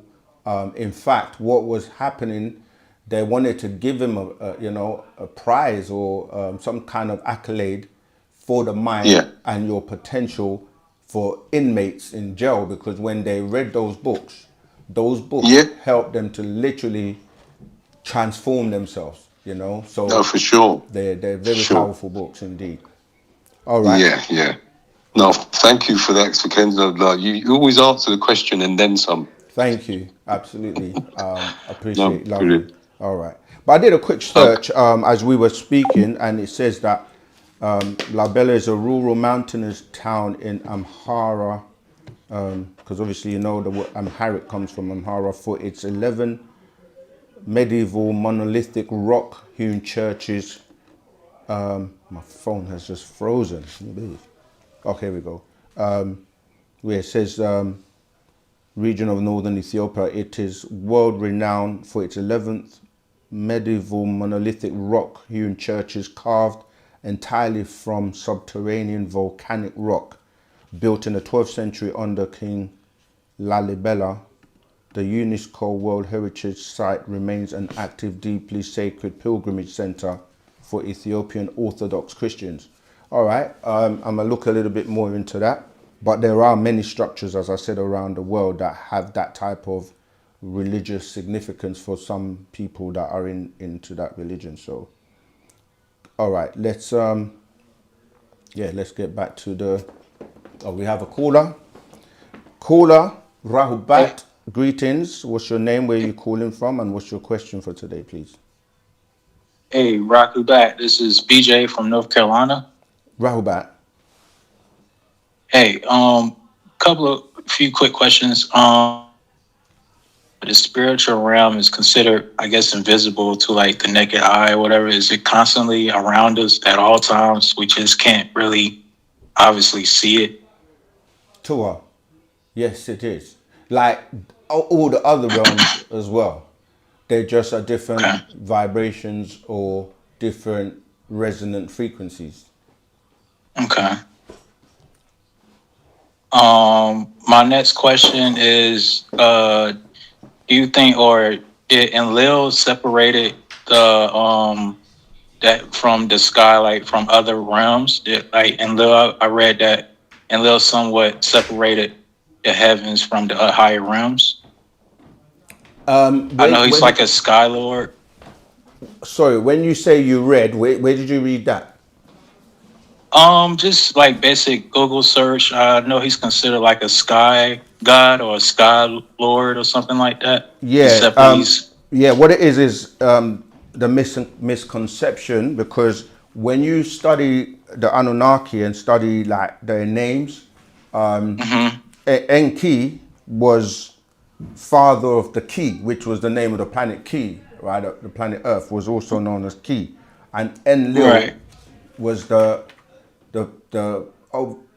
skies. He was the ruler of the skies, and that's where it's coming from.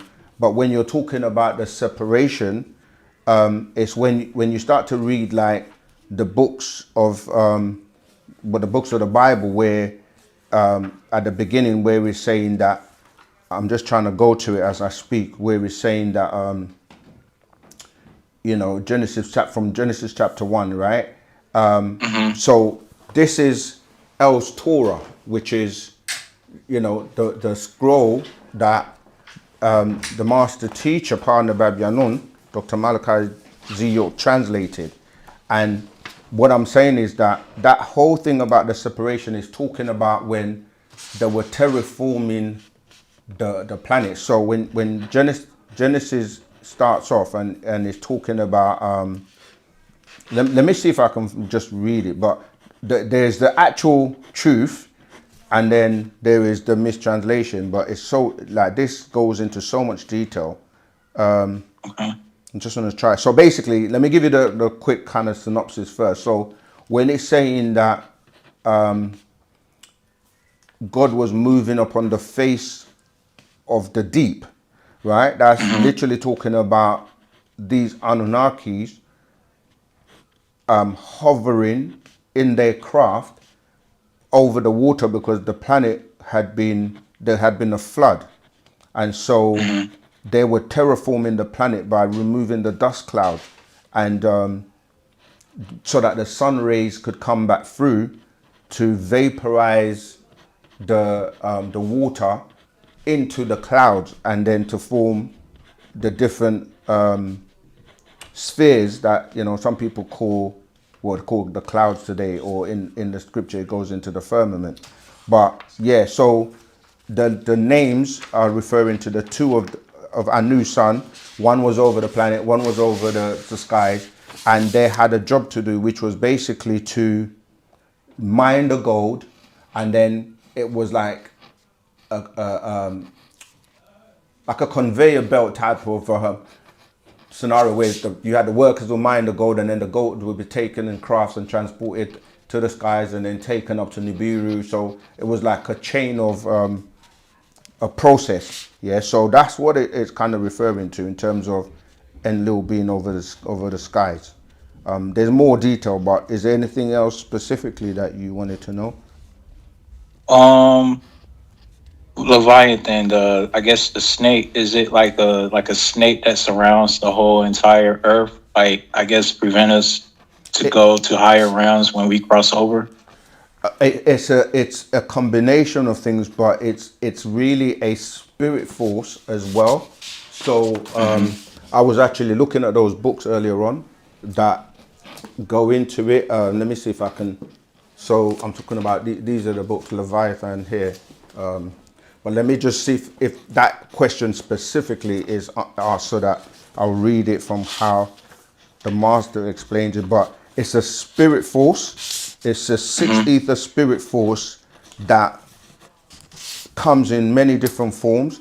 Yes, you do have actual reptilian beings that are also a part of it. But here you go.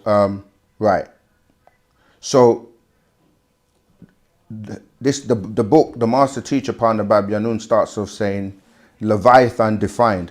Leviathan from Clean's Comprehensive Etymological Dictionary of English Language. It says, late Latin from Hebrew, Leviathan, serpent, dragon, Leviathan, prot, tortoise, which is related to Liwa, reth, from base LWH, to wind, turn, twist, whence also Arab lawa, the wound, turn, twisted, to surround. And it goes on. Leviathan from the Webster's New 20th Century Dictionary, unbridged, 2nd edition.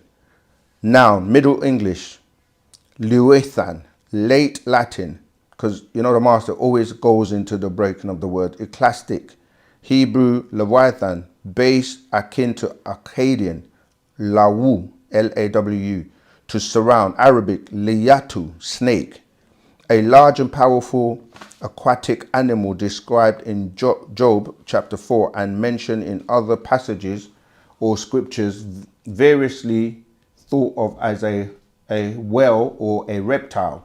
2. Anything huge of its kind. Leviathan from Webster's 2nd College Edition, New World Dictionary. Leviathan, late Latin, ecclesiastics, Hebrew, Leviathan, base. It goes on and just gives you what these dictionaries break down as Leviathan. But then he goes on to say Thomas Hobbes is considered one of the greatest British political philosophers. His best known publication was entitled Leviathan, or the Matter, Form and Power of a Commonwealth, Ecclesiastical and Civil, and it's ISBN number 0-14043-195-0, Viking Press. No way. Is that the time already? All right. He actually goes on and goes into a deep breakdown, but I want to just get to see if I can give you what he says about Leviathan in terms of how it's being used. There's just so much information. He goes into the different kind of like orders of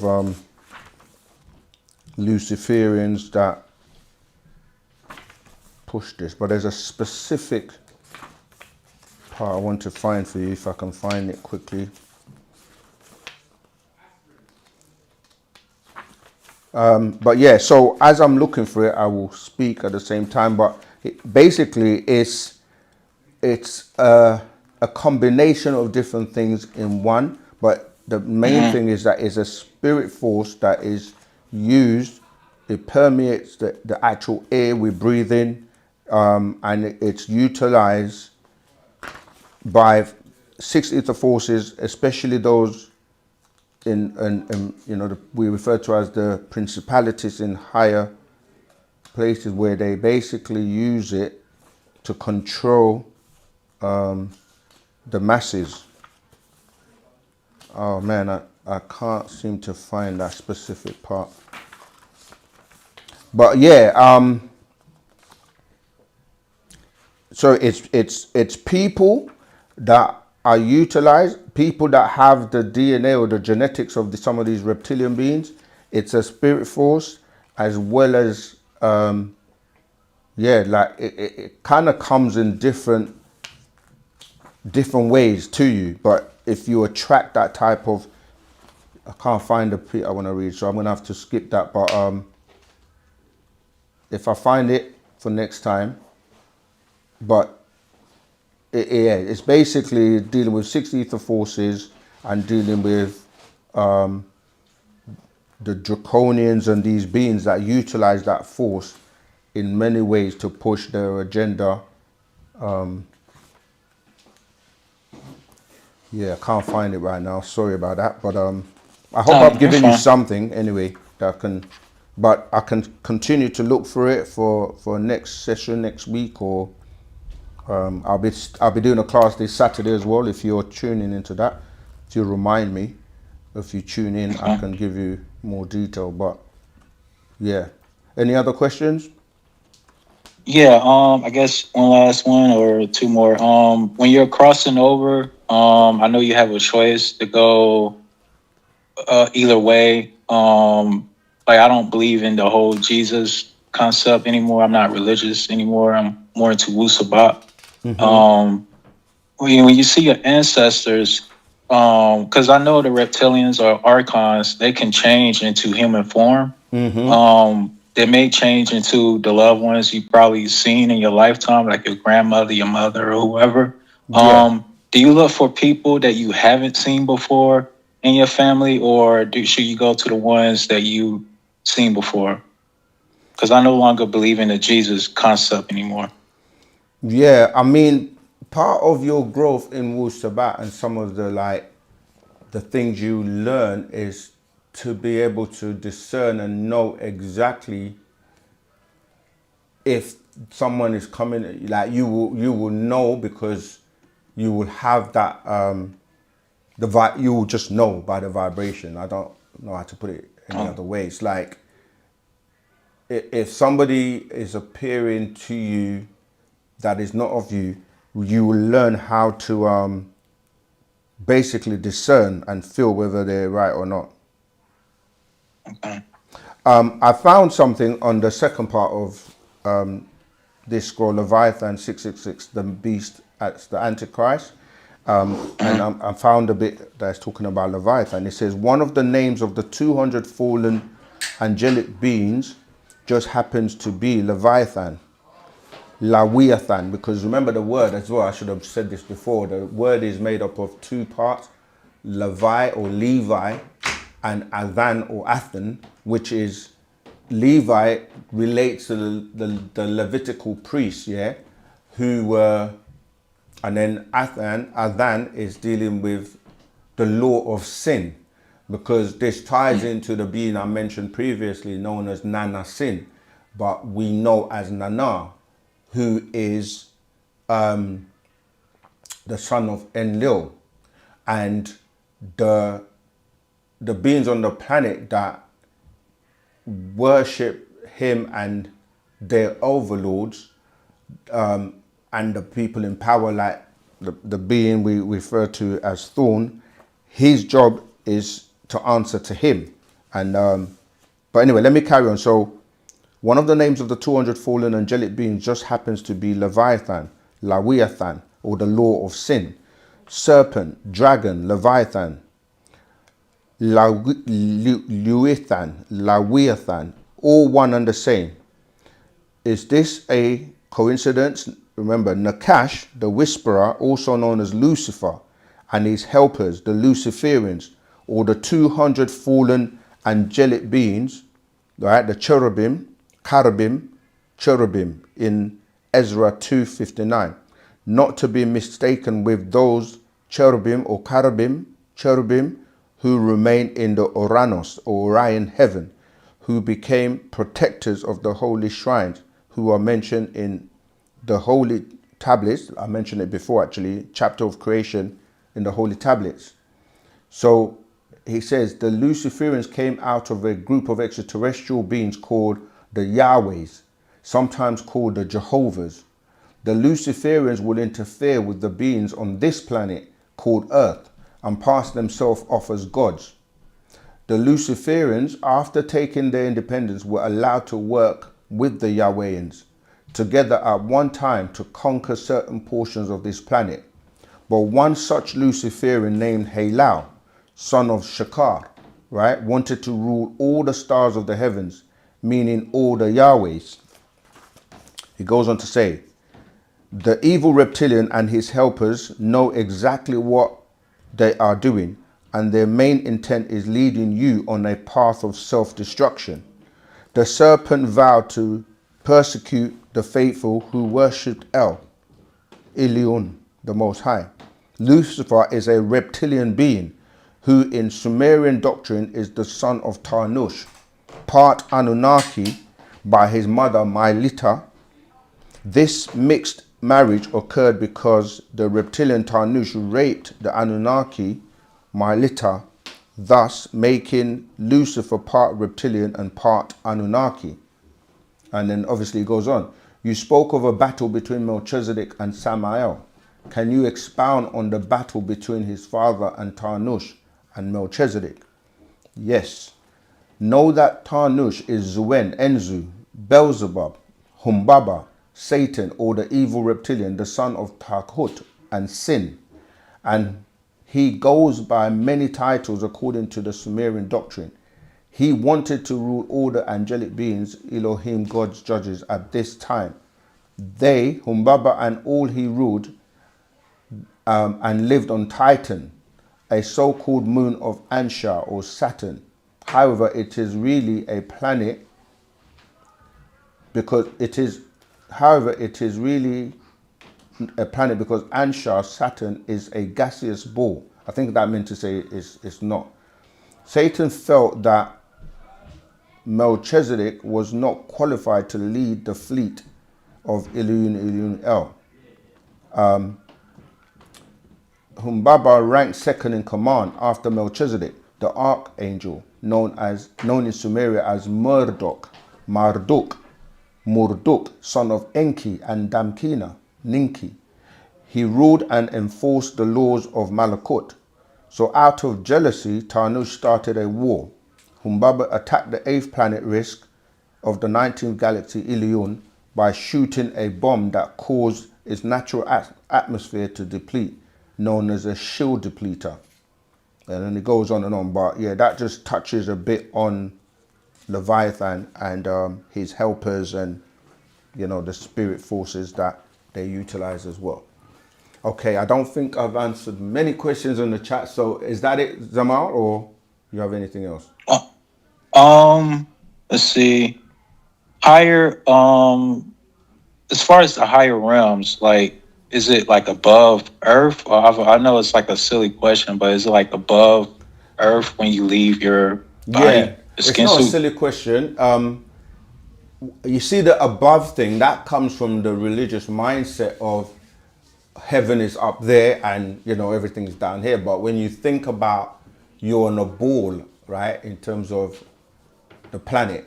So if it's spinning and moving and it's going around, it's spinning in its nutational rate, and then it's also rotating. So there is no up and down if you really think about it where you are. But when we say up and down, it's really relating to vibrations or vibrational rates or states of being from different levels of density, you know. So it's up in that sense that you have to, in vibrating faster, and go into the higher realms. In fact, in our book, we give you that whole diagram. Our book, the Fast Track Your Spiritual and Conscious Journey. It's a very good reference book or pocket book to have because it gives you a lot of diagrams and information. Rahubat Zamata. It gives you, it gives you a lot of, you know, information. Like, for example, I've just turned to page 30 where it gives you all that the findings of, you know, things that have been discovered in terms of fossils, and anthropologists have excavated. Like, it goes from 2.5 million years all the way to 7.1 million years when you're looking at things that were found from 1924 to the year 2002 AD. But what I wanted to talk about was the diagram that shows you the different ethers and the different vibrations in terms of what you're asking. Just going to show you that quickly and then we can move on. Yeah, here you go. So on page 137, for those who have the book, if you don't have the book, you need to get your copy because it's a great reference book. Yeah, it talks about the levels. It says 9 levels in this universe, and it gives you from ether 1 all the way to ether 9 and the different states in terms of like how you relate to them by way of like the lower you are, the lower the vibration, and then the senses and how those senses relate to the different levels. So, you know, you have 9 senses when you add the clairvoyance, telepathy, intuition, and psychometry to the hear, see, smell, taste, and touch. Then you have the different beings on the different levels, like from a demon, beast, mammal, mankind, man, human being to being, all the way to supreme being. And then what happens at different levels in terms of the lowest one deals with the physical material, which is like time, matter, temperature, your skin suit for locomotion. Then the next one deals with like the spiritual, which is the vital being, spirit being, personality, food, air, water.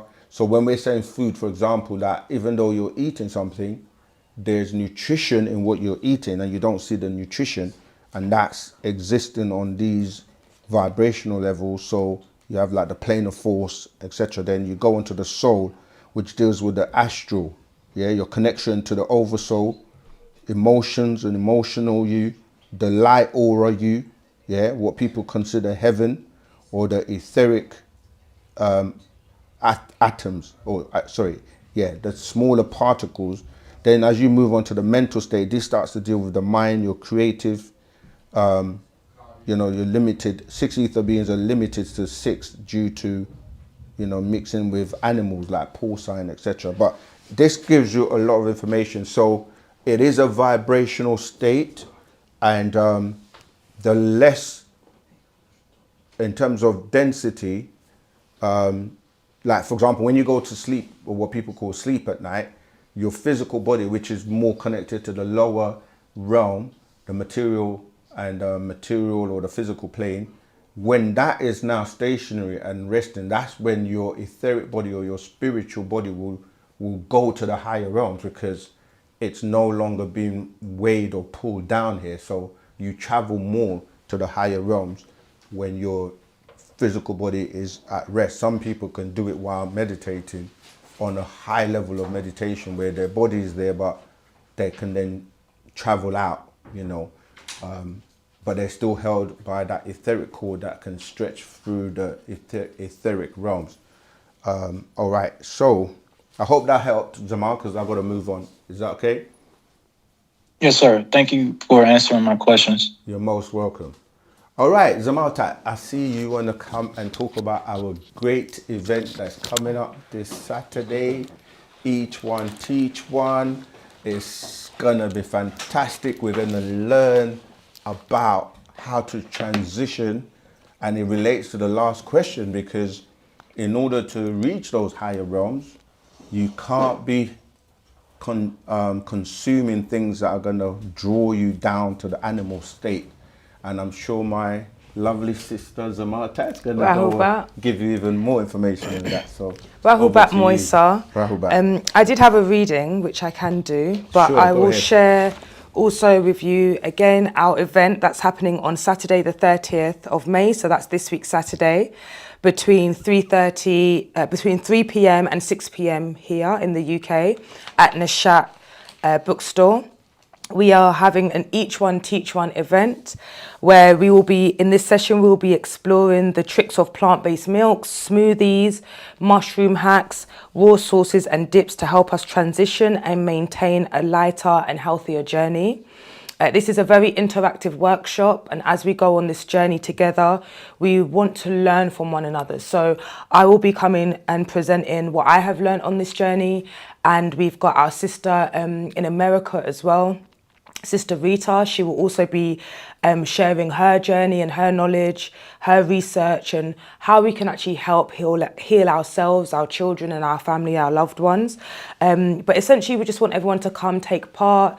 Any ideas that you have, any meals, any tricks that you may have on how to make milks from home, it's really simple, really easy to do. And we just want to kind of dismiss all the shop-bought processed foods and basic ingredients from our diets and just try and making things from scratch at home. So yeah, come and join us. If you are local, or you can come to the store, you can get your ticket and come in store. And we will have some giveaways as well. And if you are not local, you can scan the QR code and you can purchase an online ticket only event. If you are not able to attend, but you also want to support our event, there is also an option where you can support the event. All of our events are put on, and everything that we do is all funded by us. So any support is greatly appreciated. But also, if you buy an online ticket, you also have a link which will give you access to view it later on. So yeah, if you're not available at that time, you can also buy your online ticket and just join us for later on. Any questions, please send them through. We'll be happy to share, and it will lead us on to our second part of this event, where we will really get into substituting meats, fleshes for plant-based products, and that's what will be coming after. So we're going to start light, and then we'll be moving on throughout this 8-week journey. So yeah, please join us on Saturday the 30th. I think there's a QR code on the screen. So yeah, hope to see you there. I'm very excited for it. I did also have a reading, if I have time, which is from the Patarak, the Dimensional Shift. And it does also, somehow we always do this.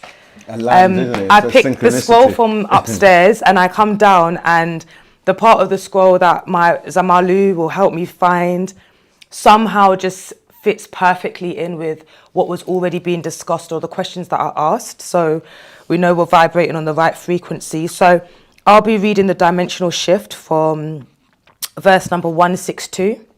In this realm, given the appearance of undivided identities, so as one moves through consciousness or emotions through a segment of united field or particles or mental substance, that gives the illusion of space and time as you know them. The fact is, time, wakat, does not move forward as the hands of the clock, yet your consciousness does either circular direction, future or past, called then, from now, all in the unified field of the time matrix. 166. And this is how extraterrestrials can move through space and time.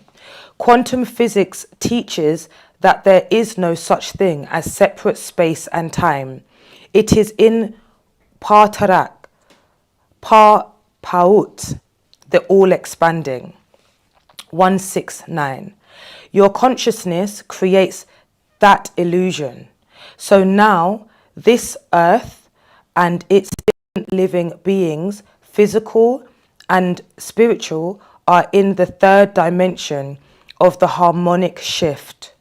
All beings move higher except the physical Kakasu and their dead, who are trapped as spectres, ghosts, or orbs of light fireballs. Revelations 18:2. Encaged spirits trapped here. 172.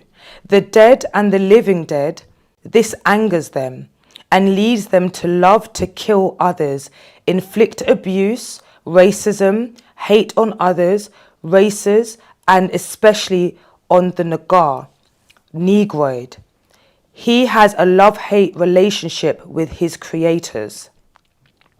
The Nagaru, Negroids, African black man, and the Davadu Indians, Asiatic black men, are the parents of the Caucasianoids, European pale man.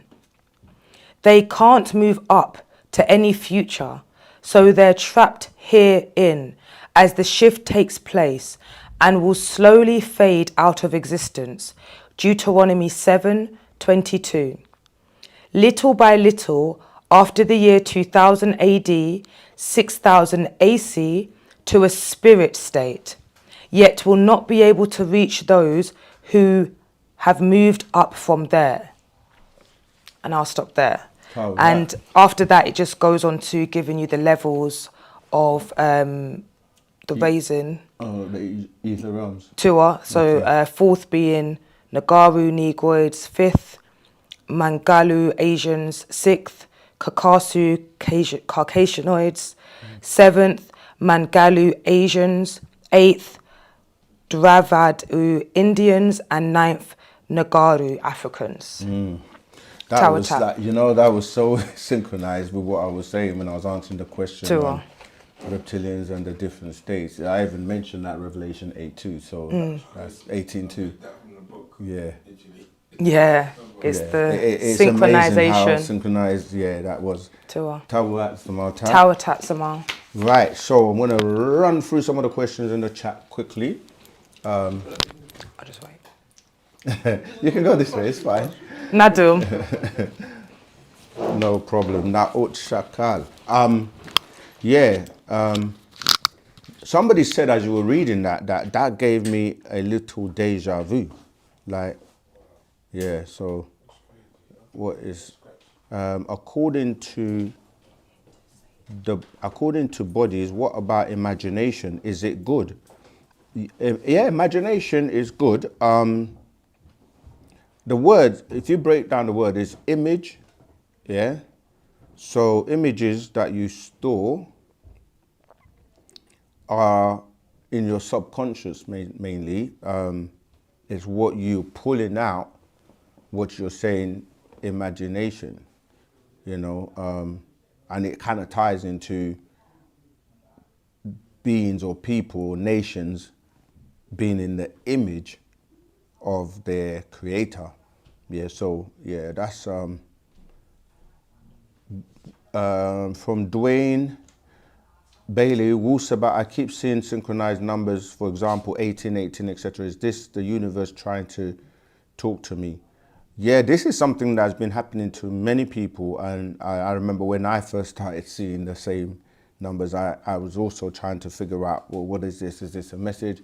I was like, is this some lottery numbers or something? Do you know what I mean? But it is synchronicity, and it's tying into this shift, the dimensional shift that we're in, and it could mean different things to different people.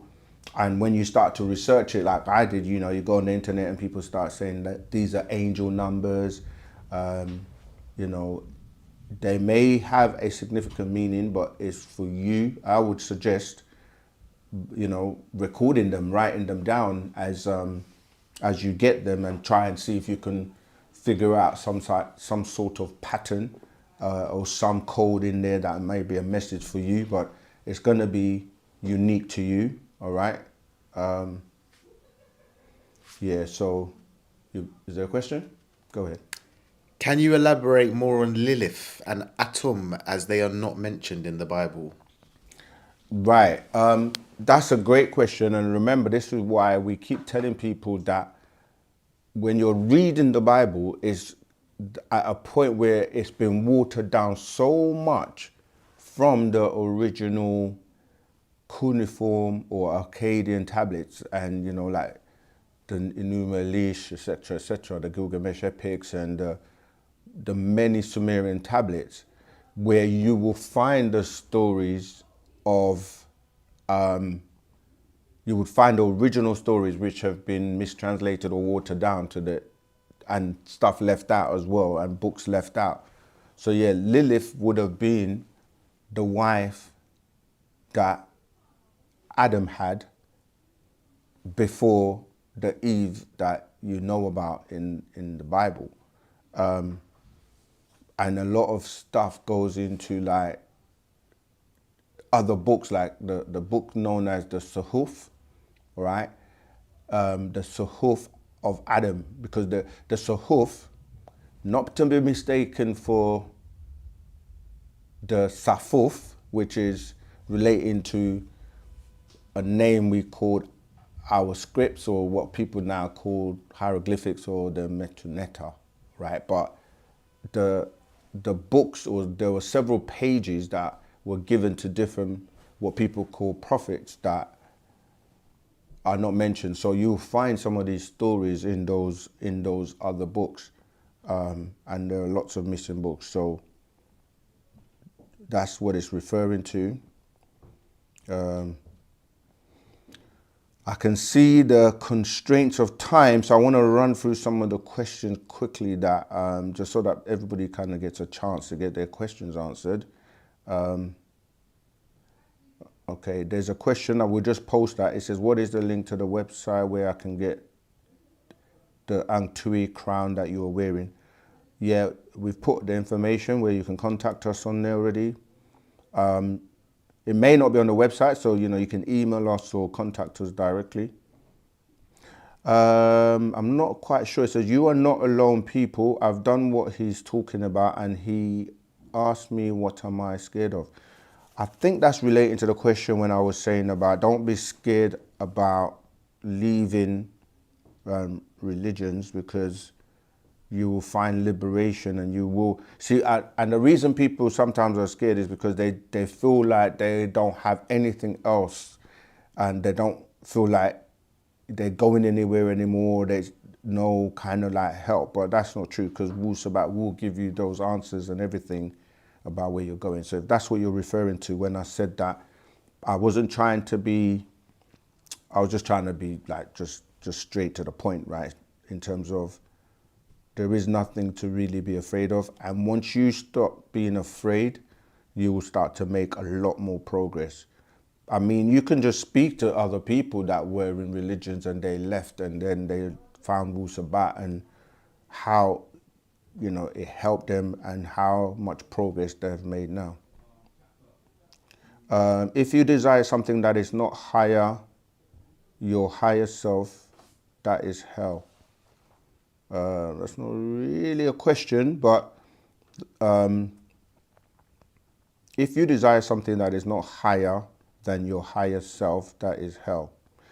I mean, desire itself is an issue, because desire leads to suffering, right? This is one of the things that Buddha was teaching, right? So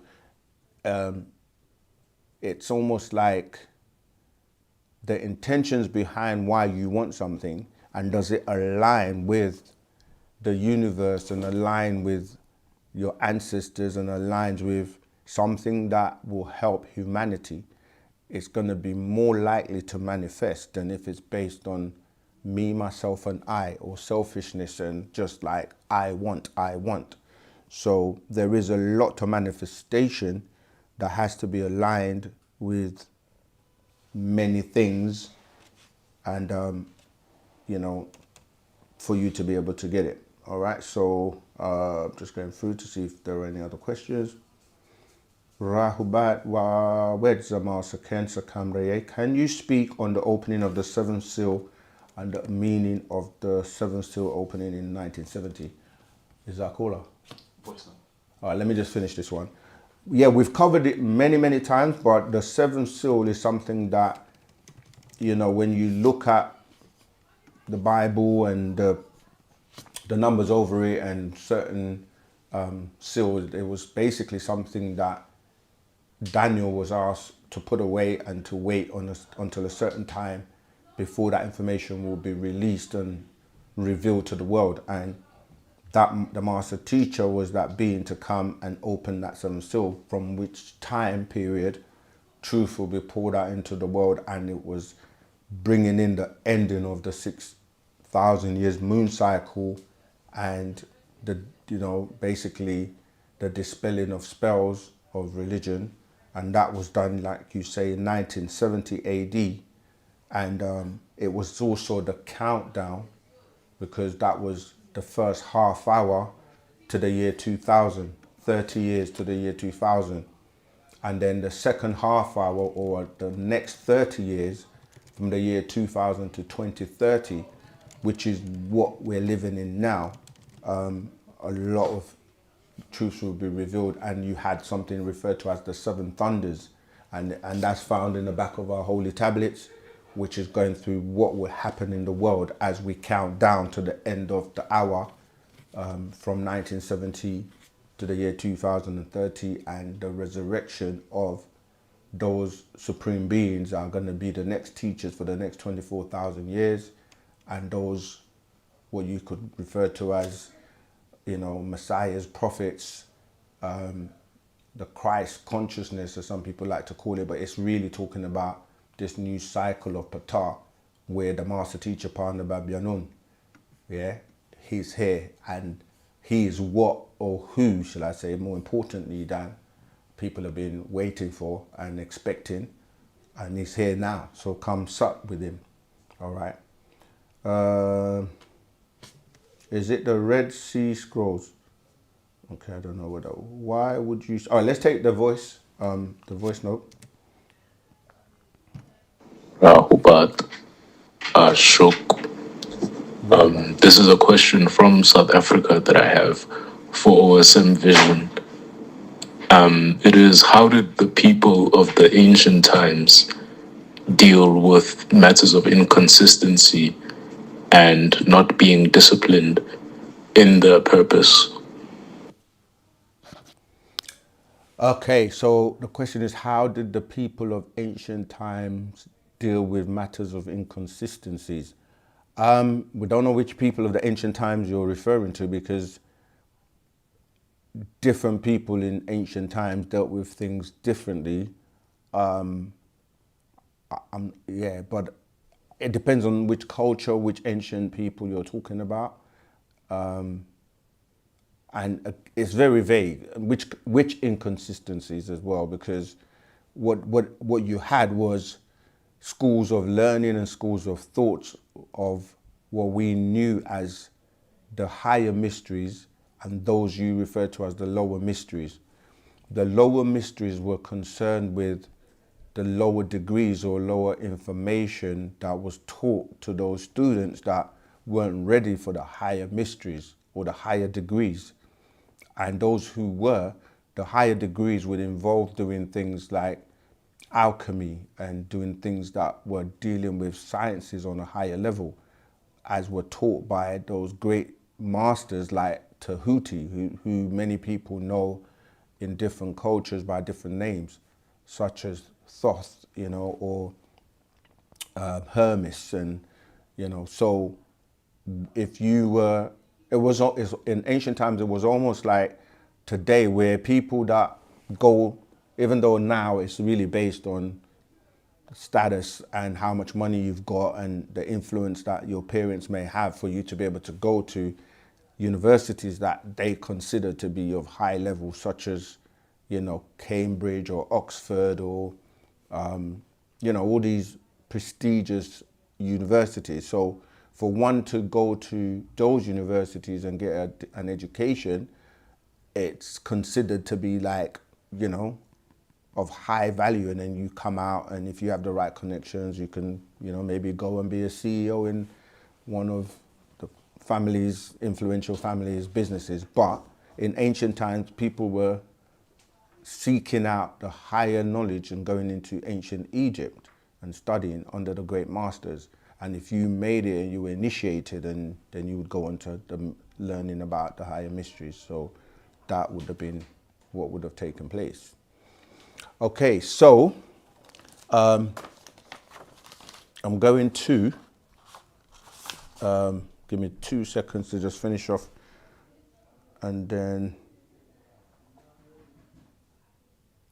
only health. Right, who back second? The OSM Vision team and all the chat page. More importantly, Freedom Master Teacher.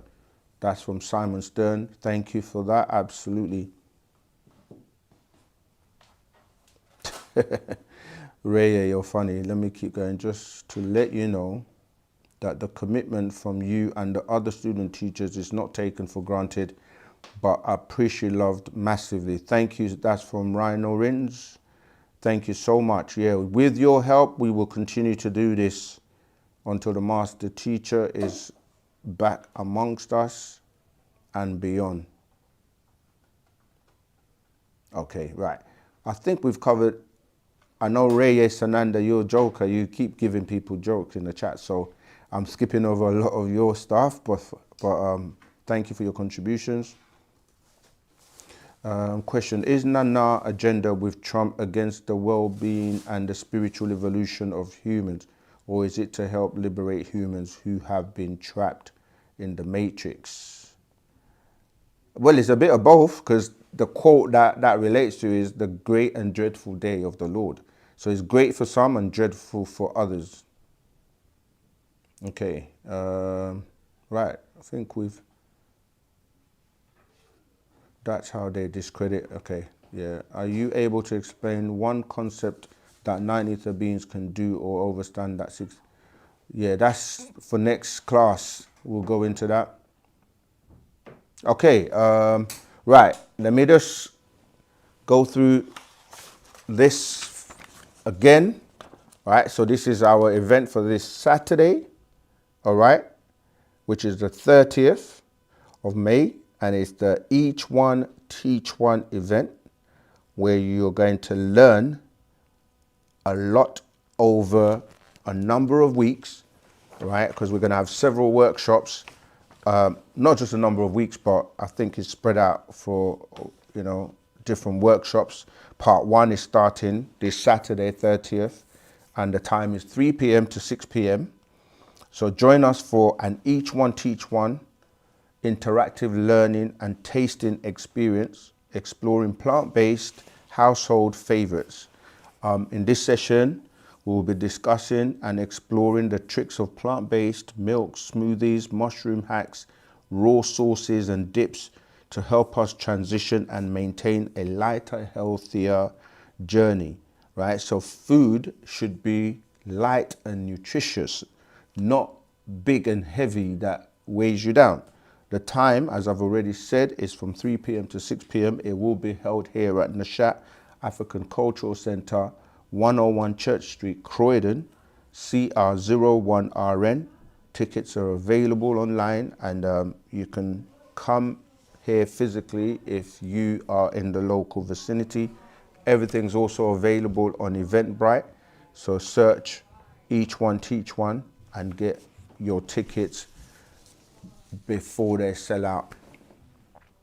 As usual, we want to thank everyone for tuning in, right? Without you, we wouldn't be able to do this.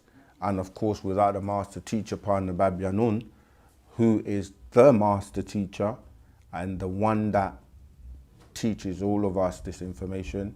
Without him, none of this would be possible. So we want to say thank you, Baba Avatar Yanun. We love you. We're looking forward to you coming home. And we want to thank all those that are doing their part in spreading Wu-Sabat, Each One Teach One. Thank you to all those that are subscribing to OSM Vision, because it does help. You may not think that little thing you do, such as liking, sharing, subscribing, or even just making a comment on our videos, it all adds up and it all helps us to do what we're doing. So much ashuk, which is divine love, to all of you. All right.